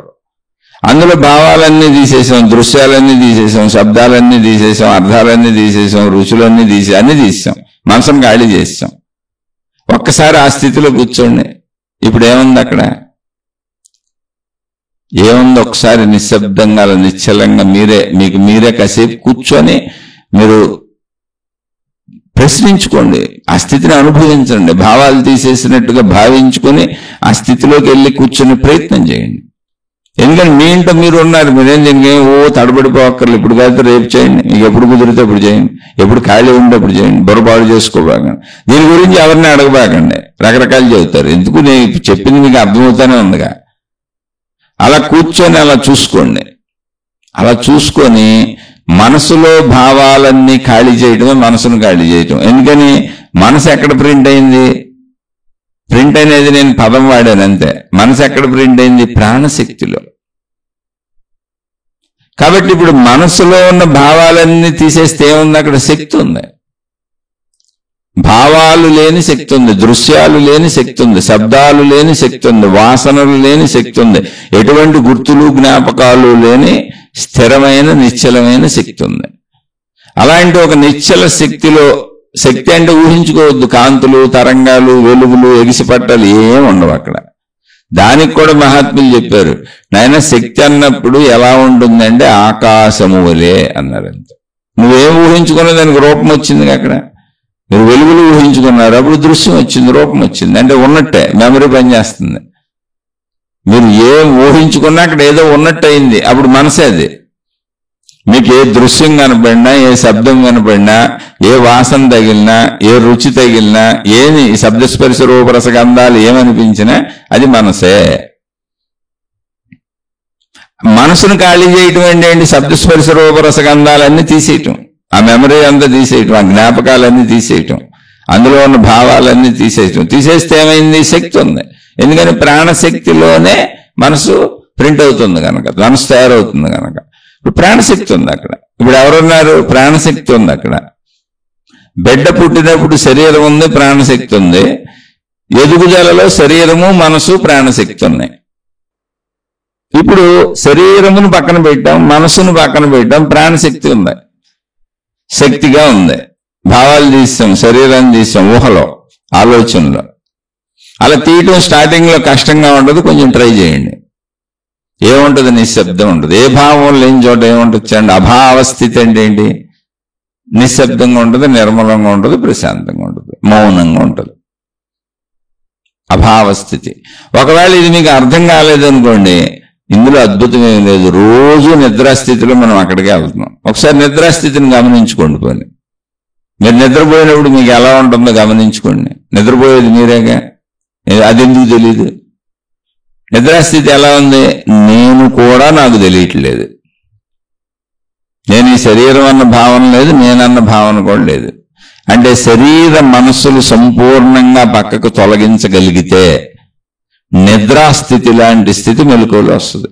అయితే నిద్రాస్థితి ఎందుకయింది అంటే ఇది సృష్టి సహజంగా చేసింది. అక్కడ సృష్టి సహజంగా ఏం జరిగిందంటే శరీరం నిద్రపోయింది, మనసు నిద్రపోయింది. మనసు ప్రాణశక్తిలో విలీనం అయిపోయింది. అంటే భావాలు జ్ఞాపకాలు అన్ని పక్కన అలా కాసేపు ఆగిపోయినాయి, విలీనం అయిపోయింది, శక్తిగా ఉండిపోయింది. మళ్ళీ మెలకువ అంటే ఏంటి? మనసు మేలుకుంది. మెలకువ అంటే మనసు మేలుకుంది. మనసు మేలుకొని మళ్ళీ శరీరాన్ని మేలుకొల్పింది. రెండు కదిలి తిరుగుతూ పనిచేస్తున్నాయి. అది కరెక్టే, ఓకే. కానీ నిద్రాస్థితిలో ఎక్కడికి వెళ్ళాం అంటే ప్రాణశక్తి స్థితిలోకి వెళ్ళాం. దీన్నే మెలకువలో ట్రై చేస్తున్నాం మనం, అంతే, ఇంకేం లేదు. అది మనలోదే. నిద్రాస్థితిని కూడా సృష్టి పెట్టింది మనకి. ఇప్పుడు దీన్ని మెలకువలో ట్రై చేసినప్పుడు ఏమనిపిస్తుంది అంటే ఒకసారి నిద్రాస్థితిని చూద్దాం వెళ్ళి. నిద్రాస్థితిని పరిశీలిస్తే నేను అనే భావం కూడా ఎగిరిపోయిందిగా. అసలు నేను ఈ శరీరం అనే భావం కూడా లేదుగా. నేను ఈ శరీరము అనే భావం కూడా లేదుగా. అప్పుడు అసలు మనసు అంటే నేను ఈ శరీరం అని తెలియాలంటే మనసు ఉండాలి. నేననే భావం పుట్టాలంటే మనసు ఉండాలి. నేను ఈ శరీరం దాన్ని తెలియాలంటే మనసు ఉండాలి. మనం మెలకువలో కూడా ఆ సాధన చేసినప్పుడు, మనసును తీసేసినప్పుడు నేననే భావమే ఎగిరిపోద్ది. ఓన్లీ శక్తి స్థితి ఉంటుంది. నిద్రలో జరిగింది అది, ఓన్లీ శక్తి స్థితి ఉంది. ఓన్లీ శక్తి స్థితి ఎలా ఉంటుంది? నిద్రాస్థితిలా ఉంటుంది. ఇప్పుడు నిద్రాస్థితిలో నేను ఇంత ఉన్నాను, అసలు నేననే భావమే లేదు కదా. అప్పుడు మీకు ఎంత ఉన్నాను, అంత ఉన్నాను, ఇంత ఉంది, అంత ఉంది అని పరిమితులు కానీ దాని స్వరూప స్వభావాలు కానీ అని తెలుస్తున్నాయా? ఏమీ తెలియట్లేదు. నిద్రపోయాను అంటున్నాం. ఎందుకంటున్నాను తెలుసా? నిద్రపోయానని. శరీరం నేను అనుకుంటున్నాను, మనసు నేను అనుకుంటున్నాను, నాది అనుకుంటున్నాను కాబట్టి. దాన్ని మెలకువలో తెలుసుకుంటే, సాధన చేస్తే అప్పుడు మనకి ఒక ఎరుక తెలుస్తుంది. అంటే ఏంటి? శరీరం లేదు, మనసు లేదు, కానీ నేనున్నాను. ఎలా ఉన్నాను? శక్తిగా ఉన్నాను. శక్తిగా ఉండటం అంటే ఏంటి? ఉన్నాను అన్న స్థితి నాకు తెలుస్తుంది అంతే. ఓకే, ఉన్నాను అన్న స్థితి నాకు తెలుస్తుంది. ఇది స్లోగా అర్థం చేసుకోండి. ఎందుకంటే అనుభవం రాదుగా. అనుభవం వచ్చే వరకు తెలియదు అది ఎన్ని సంవత్సరాలు పడుతుంది, కానీ అర్థం చేసుకోవచ్చు. అర్థం చేసుకోండి. మహాత్ములు చూపించినటువంటి జాడ దారి ప్రకారం అర్థం చేసుకునే ప్రయత్నం చేస్తున్నాం. ఇప్పుడు ఉన్నాను అన్న స్థితి ఉంది, నేను అన్న ఎరుక్కోలేదు. నేనన్న ఎరుకొండాలంటే మనసు ఉండాలి. ఈ నేను అన్న ఎరుకొచ్చింది అనుకోండి, మీకు మనసు ఉందని అర్థం. మనసు పనిచేస్తుంది. మనసు కూడా వెళ్ళిపోవాలి. జస్ట్ స్థితి, నేననేది లేదు. కానీ అప్పుడు ఏముంటుంది? నేననేది లేదు, నేను బతికే ఉన్నాను. మీరే ఊహించండి ఏముంటుంది? ఉన్నటువంటి స్థితి ఏదో ఉంది, అది నాకు అనుభవం కాదు. అది అనుభవం అవ్వాలంటే అది సాధనలోకి వెళ్ళి అది పొందాలి. అందుకే నేను అది పొందలేదు, సామాన్యుడు అని చెబుతాను. నేను ఇక్కడ ఆగి ఉన్నాను, దాన్ని ప్రాక్టీస్ చేసుకుంటున్నాను. అది దాని అందరూ జరుగుద్ది. ఎప్పుడో ప్రాక్టీస్ చేస్తున్నానని నేను ఏదో పొడి చేస్తాను కాదు. భౌతిక జీవితం జీవించుకుంటూ వెళ్ళాలిగా. ఆసక్తిలో వెళ్తున్నప్పుడు ఎప్పుడో మనసు ఆగుద్ది, ఆగినప్పుడు అర్థమవుద్ది అంతే. అది ఊరికి చెప్పుకుంటున్నాం మనం అంతే. ఇది ఎవరో తీవ్రంగా సాధన చేసేస్తే వచ్చేది కాదు. అర్థం చేసుకుని ఆ జిజ్ఞాసను బట్టి అలా కొద్ది కొద్దిగా ముందుకు వెళ్ళటం అంతే. ఎవరికి అంత జిజ్ఞాస ఉంటే అంత వెళ్తారు, దాన్ని బట్టి అది వస్తుంది అంతే. కాయ పండు ఎప్పుడు అవుద్ది అంటే దాన్ని నిర్ధారించిన టైంకి అది పండు అవుద్ది అంతే. అన్నీ అంతే. అలా అక్కడ కూర్చున్నప్పుడు ఈ శరీరము నేను అనే భావాన్ని తీసేశాను, ఈ మనసు నేననే భావాన్ని తీసేశాను, మొత్తంగా నా లోపల నేనున్నాను. మనసును తీసేస్తే నేను అన్న ఎరుకు కూడా పోయింది.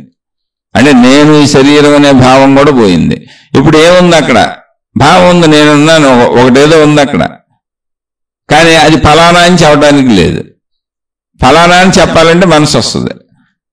ఆ చెట్టులా ఉంది, అది పుట్టలా ఉంది, నేను ఈ శరీరం, నేను నా భార్యలా ఉంది, నా భర్తలా ఉందంటే మనసు వచ్చింది. కానీ అలా స్థిరంగా కూర్చొని అసలు నేను కూడా లేను, నిద్రలో లాగా నేను ఈ శరీరం అనే భావం కూడా వదిలేశాను. అప్పుడు ఎలా ఉంది? అలా నేను నిద్రపోలేదు, మెలకువలోనే ఉన్నాను. అప్పుడు అక్కడ ఏముంది అంటే మీరే చెప్పొచ్చు, ఖాళీ ఉంది. పెద్ద దీనికి పొడి చేసిన ఆన్సర్ అక్కర్లా. ఖాళీ ఉంది, నిశ్శబ్దం ఉంది, మౌనం ఉంది. ఆ ఖాళీ చచ్చిపోయినట్టుందా, బతుకున్నట్టుందా? చచ్చిపోయినట్టుండి నేను చచ్చిపోయింది కదా, బతుకున్నట్టు ఉంది. దాన్నే సజీవత్వము అన్నారు. అంటే ఖాళీ ఎలా ఉంది? చచ్చిపోయినట్టు లేదు, బతుకున్నట్టే ఉంది. అంటే మన భాషకు అర్థం అవ్వాలిగా. ఇప్పుడు ఎప్పుడైతే నేను అనేటువంటి శరీర భావన కూడా లేదు నాకు, కానీ అక్కడ ఖాళీ ఉంది, నిశ్చలత్వం ఉంది, నిర్మలత్వం ఉంది, ప్రశాంతత ఉంది, శాంతి ఉంది, మౌనం ఉంది, శూన్యం ఉంది, ఖాళీ ఉంది. కానీ అది చచ్చిపోయినట్టు లేదు, బతికున్నట్టు ఉంది. ఆ స్థితినే ఉనికి, ఎగ్జిస్టెన్స్ అన్నారు, ఎరుక అన్నారు. ఎరుక, ఎగ్జిస్టెన్స్ అంటే ఏంటి? ఉన్నట్టుగా ఉంది, లేనట్టుగా లేదు. లేనట్టుగా అంటే చచ్చిపోయినట్టుగా. ఉన్నట్టుగా ఉంది, కానీ ఇలా ఉన్నాను, అలా ఉన్నాను, ఇలా ఉంది, అలా ఉందని చెప్పడానికి ఏ విశేషణము లేదు. పోనీ ఎంత ఉంది అంటే అనంతంగా అదే ఉన్నట్టుగా ఉంది, ఉన్నదంతా అదే ఉన్నట్టుగా ఉంది. అటువంటి అనుభూతిని పొందినటువంటి మహాత్ములకి ఇప్పుడు మనకు అర్థం అవుతుంది. మనం ఆ అనుభూతి పొందాలి. అర్థమయ్యి మళ్ళీ శరీర భావంలోకి వచ్చారు వాళ్ళు. మొత్తం ఆ భావాన్ని పొందేశారు, అనుభూతి చెందేశారు, ఏకత్వ భావాన్ని. ఉన్నదంతా అదే ఉంది అన్నప్పుడు వాళ్ళకి తెలిసింది ఏంటంటే ఇది సర్వవ్యాపక ఆకాశ స్థితిలో కలిసిపోయారు. ఎక్కడున్నాను నేను ఇప్పుడు ఉన్నట్టుగా అంటే సర్వవ్యాపక ఆకాశము నేనే అయిపోయి ఉన్నాను, వ్యాపించి ఉన్నాను, సృష్టి అంతా నాలోనే ఉన్నట్టుగా వాళ్ళకి అనుభూతి చెందింది. మనకైనా అనుభూతి అదే చెందుద్ది వెళ్తే. దాన్నే అనంత ఆత్మశక్తి, దానినే బ్రహ్మము అని పిలిచారు. ఆ అనుభూతి ఎలా ఉందంటే నా శరీరము లోపల పరిమితిగా నా ప్రాణశక్తి, పరిమితిగా అంటే నా శరీరం లోపల ఒక చిన్న ప్రాణశక్తి, అంటే నా శరీరం లోపల ఎక్కడో మిణుకుమంటూ చిన్న ప్రాణశక్తి నా శరీరం లోపలే. ఆ చిన్న ప్రాణశక్తిలో ఒక చిన్న మనసు. అలా లేదు అది. అసలు శరీరంతో సంబంధం లేకుండా, మనసుతో సంబంధం లేకుండా, భావాలతో సంబంధం లేకుండా మొత్తం తీసేస్తే ఒక ఖాళీ, ఒక నిశ్శబ్దం, ఒక ప్రశాంతత, ఒక మౌనం, ఒక శూన్యం. అది ఎలా ఉందంటే చనిపోయినట్టు లేదు, ఏమీ లేనట్టుగా లేదు, ఉన్నట్టుగా ఉంది. అంతే, సజీవత్వము ఉన్నట్టుగా ఉంది. ఉన్నట్టుగా ఉన్నది కనుక దాన్ని ఉనికి అన్నారు. అంటే అది ఉంది, బతుకున్నదే, చచ్చిపోయింది కాదు. అందుకే అది శక్తి. శక్తి అంటే అది అర్థం. శక్తి అంటే సజీవత్వము. దాన్ని ఉనికి అన్నారు, దాన్ని ఎరుక అన్నారు. అంతే. అంటే దానికి ఎరుక ఉంది, ఉన్నట్టుంది, ఉన్నట్టు తెలుసు. కానీ ఇలా ఉన్నాను అలా ఉన్నాను అనేది ఏమీ లేదు. దానికి ఉనికి ఉంది, ఉన్నట్టు తెలుసు. కానీ ఇలా ఉన్నాను అలా ఉన్నానని ఏమి లేదు. అదే శక్తి. ఎంత ఉన్నాను అంత ఉన్నానని ఏం లేదు, ఒక్కటే భావం ఉంది, ఉన్నదంతా నేనే. సర్వవ్యాపకం, ఏకత్వ భావన ఉంది. ఏమంటే మీరు అప్పుడు అది ఆ ఏకత్వ భావం ఉన్నప్పుడు ఏమైందండి అంటే ఆ ఏకత్వ భావాన్ని పొందినటువంటి మహనీయులు, మహాత్ములకి సర్వవ్యాపక ఆకాశంలో వారు కలిసిపోయి ఆకాశమంతా నేనే అన్న భావన కలిగింది. ఇంకని చూడండి, ఆకాశం శూన్యంగా ఉంటుంది, ఖాళీగా ఉంటుంది, నిశ్శబ్దంగా ఉంటుంది, మౌనంగా ఉంటుంది. ఆ ఆకాశ తత్వంలో కలిసిపోయారండి. ఇంతకీ అది జరిగింది. అప్పుడు శరీర మనోభావాలు తీసేసినప్పుడు జరిగింది ఏంటంటే ఆకాశంలో కలిసిపోయారు. అంటే మన చుట్టూ ఉన్న ఖాళీలో మనం కలిసిపోయి, ఇప్పుడు మనం ఇలా కూర్చొని మన శరీరం కరిగిపోయింది అనుకోండి. ఒకసారి ఊహించండి, మీరు కూర్చున్న చోటే మీ శరీరం కరిగిపోయింది, కలిసిపోయింది.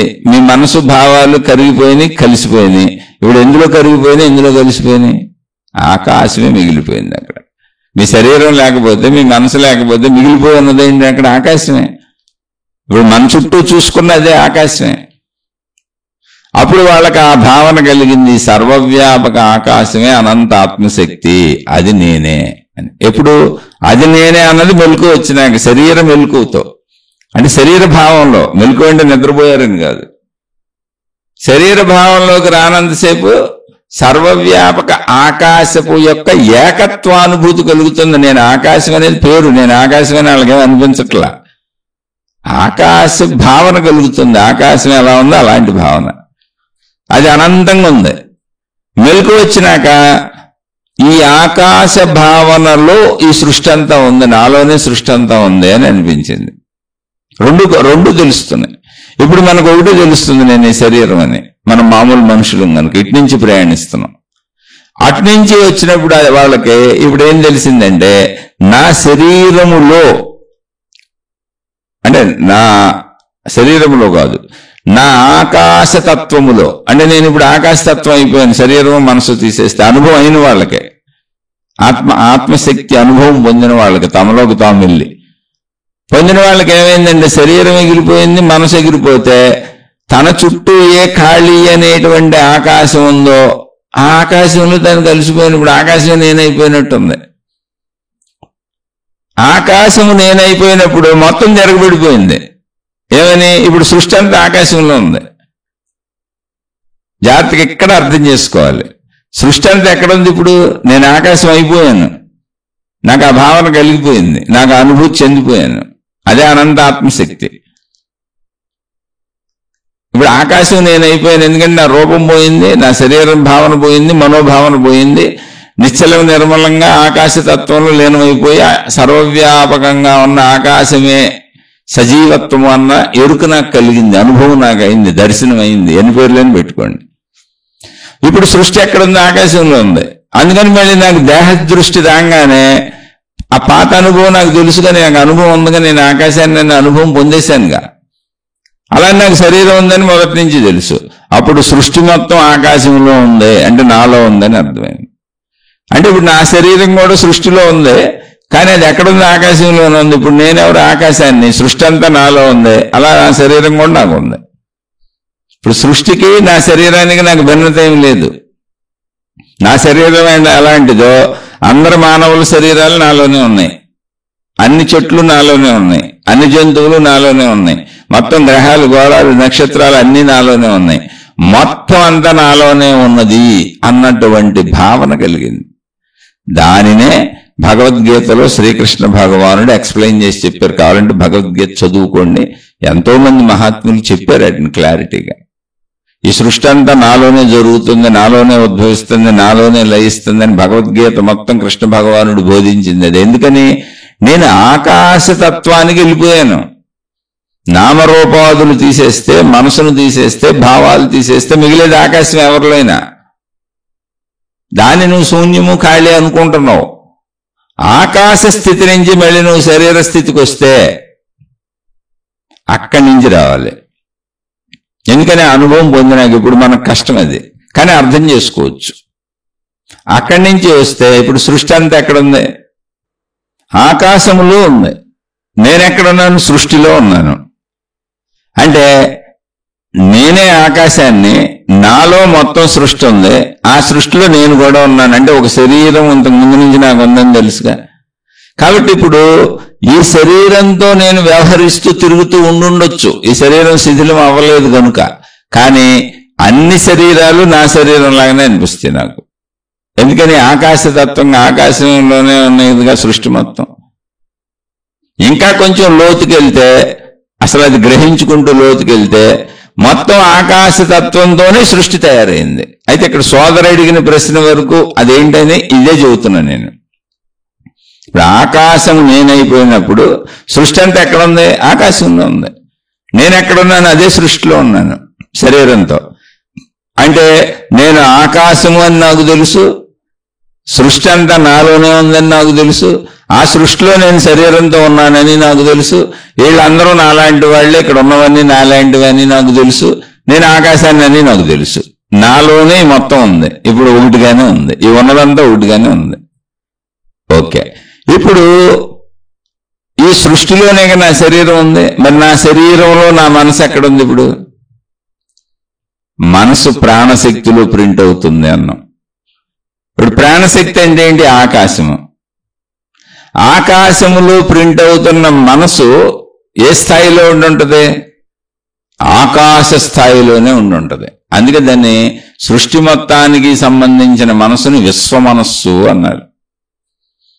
విశ్వమనస్సు మొత్తం కలిపితే, అంటే చెట్లు ఎలా ఉండాలి, పుట్టలు ఎలా ఉండాలి, గొట్టలు ఎలా ఉండాలి, మనుషులు ఎలా ఉండాలి అని ఒక నిర్ధారణగా, జంతువులు ఎలా ఉండాలని ఒక నిర్ధారణగా, గ్రహగోళాలు నక్షత్రాలు అంతా సృష్టి విధానం నిర్ధారణగా సాగుతుందే అది విశ్వమనోభావన అని చెప్పారు. విశ్వమనస్సుది. విశ్వంలోనే సృష్టిలో ఉన్న ఒకరిని కనుక నా మనస్సు విశ్వమనస్సులో ఉంది. చాలా జాగ్రత్తగా స్లోగా అర్థం చేసుకోండి. మొత్తం ఆకాశతత్వంలో సృష్టి ఉంది. సృష్టికి సంబంధించిన మనసంతా విశ్వమనస్సుగా ఆకాశతత్వంలో ఆకాశ శక్తిలో ప్రింట్ అవుతుంది. అదేగా ప్రాణశక్తి. అంటే జీవుడుగా ఉన్నప్పుడు ప్రాణశక్తి అనుకున్నా, కానీ నేను ఆకాశమే శక్తి అని, అనంతత్వం అదే అని, ఆత్మశక్తి అదే అని, బ్రహ్మం అదే అని తెలిసినప్పుడు అటు నుంచి వస్తున్నప్పుడు అంటే ఆకాశతత్వంలో సృష్టికి సంబంధించిన అన్ని ప్రింట్ అయ్యి విశ్వమనస్సుగా ఉంది. అంటే నా మనసు కూడా ఎక్కడుంది? ఇప్పుడు ఆకాశ శక్తిలో ప్రింట్ అయ్యి ఉంది. ఇప్పుడు ఆకాశంలో సృష్టి ఉంది. సృష్టికి సంబంధించిన మనసు ఆకాశంలో ప్రింట్ అయి ఉంది. కాబట్టి ఇప్పుడు ఆకాశ ప్రాణశక్తి ఎంతో అందులో ఈ విశ్వ మనసు ఉంది. ఆ విశ్వ మనస్సులో ఈ సృష్టి ఉంది. ఎందుకనే విశ్వ మనస్సులో ఈ సృష్టి అంటే ఈ జీవులు అందరం ఉన్నాం కనుకనే ఎంతైనా ఆ శక్తిలో పడుతుంది, ఎన్నైనా ఆ శక్తిలో పడుతున్నాయి మనం అనుభవించినవన్నీ. కానీ అనుభవం అయ్యే వరకు అది మనలో ఉందని మనకు అనిపిస్తుంది. ఎందుకంటే జీవభ్రాంతిలో, దేహభ్రాంతిలో దేహమే నేను అనుకొని వెళ్తున్నాం కాబట్టి. కానీ దేహంతో మనం అనుభవించేదంతా అనంత ఆకాశ సర్వవ్యాపక ఆకాశ శక్తిలో ప్రింట్ అవుతుంది. ఆ ప్రింట్ అయిన భాగం మనసుగా ఉంది. ఆ మనసులో మన శరీరాలు ఉన్నాయి. ఈ సృష్టి అంతా ఉంది. ఇది కొంచెం అర్థం అవడం ఇబ్బందిగా ఉంటుంది అనుభవం అయ్యే వరకు. కానీ అర్థం చేసుకోవడానికి ఇంతకు తప్ప దారి లేదు. ఒకవేళ మీకు అర్థం కాకపోతే మళ్ళీ అడగండి, మళ్ళీ చెబుతాను. ఆకాశం వైపు నుంచి వచ్చినప్పుడు ఆకాశంలో సృష్టి ఉంది. సృష్టిలో మనం పంచేంద్రియాల ద్వారా గ్రహిస్తున్న, అంటే నేను సృష్టిలో ఉన్నాను, నేను గ్రహిస్తున్నవన్నీ ప్రాణశక్తిగా నేను భావించుకుంటుంది ఆకాశాన్నే.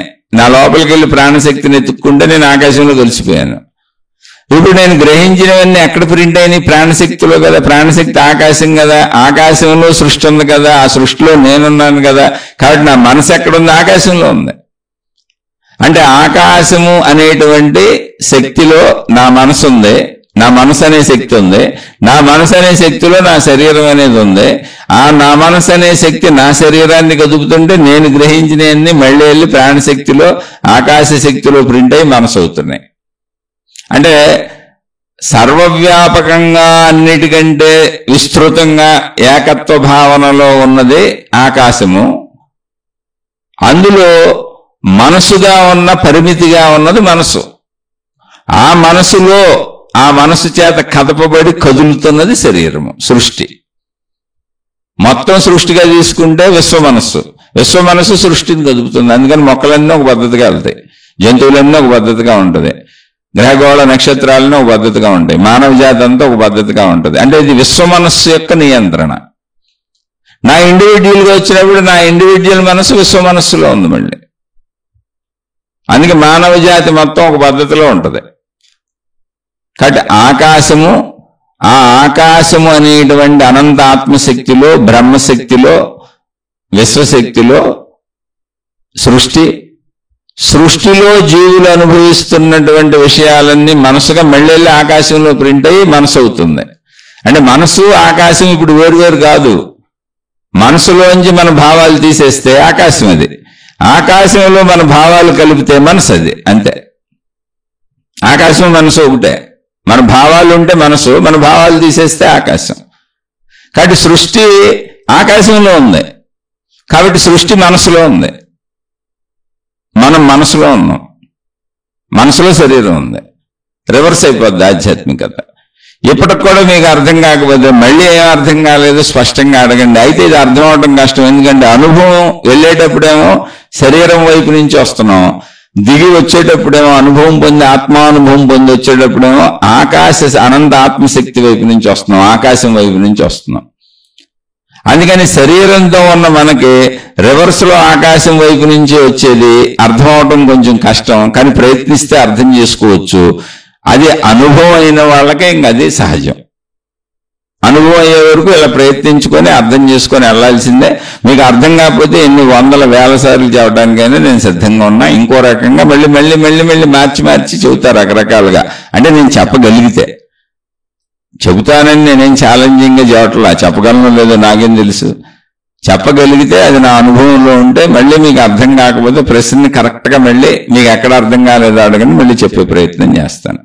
అలా నేను సామాన్యుడినే, నేను చెప్పే అన్నీ అందరికీ నచ్చకపోవచ్చు. ఎవరైనా నచ్చని వాళ్ళు ఉంటే నేను అతి సామాన్యుడిని, నన్ను దయచేసి క్షమించి వదిలివేయండి. మీ పాదాలకు నమస్కారం. మీకు నచ్చిన మార్గాల్లో, మీకు నచ్చిన విధానాల్లో, మీకు నచ్చిన పద్ధతుల్లో హాయిగా మీరు సాగిపోండి. ఇది కేవలం నా ఇదిలో నడుస్తూ, అంటే నా ఇదిలో నేనే మార్గం కాదు, ఇది వింటూ నాకు అర్థమవుతుందండి చెప్పండి అని అడుగుతున్న వాళ్ళ కోసం మాత్రమే ఇది చెబుతున్నా. వాళ్ళే నన్ను సందేహాలు అడుగుతున్నారు. ఆ సందేహాలకి నాకు తెలిసినంత నా మిడిమిడి జ్ఞానంతో చెబుతున్న ఒక సామాన్యుణ్ణి నేను. శుభమస్తు.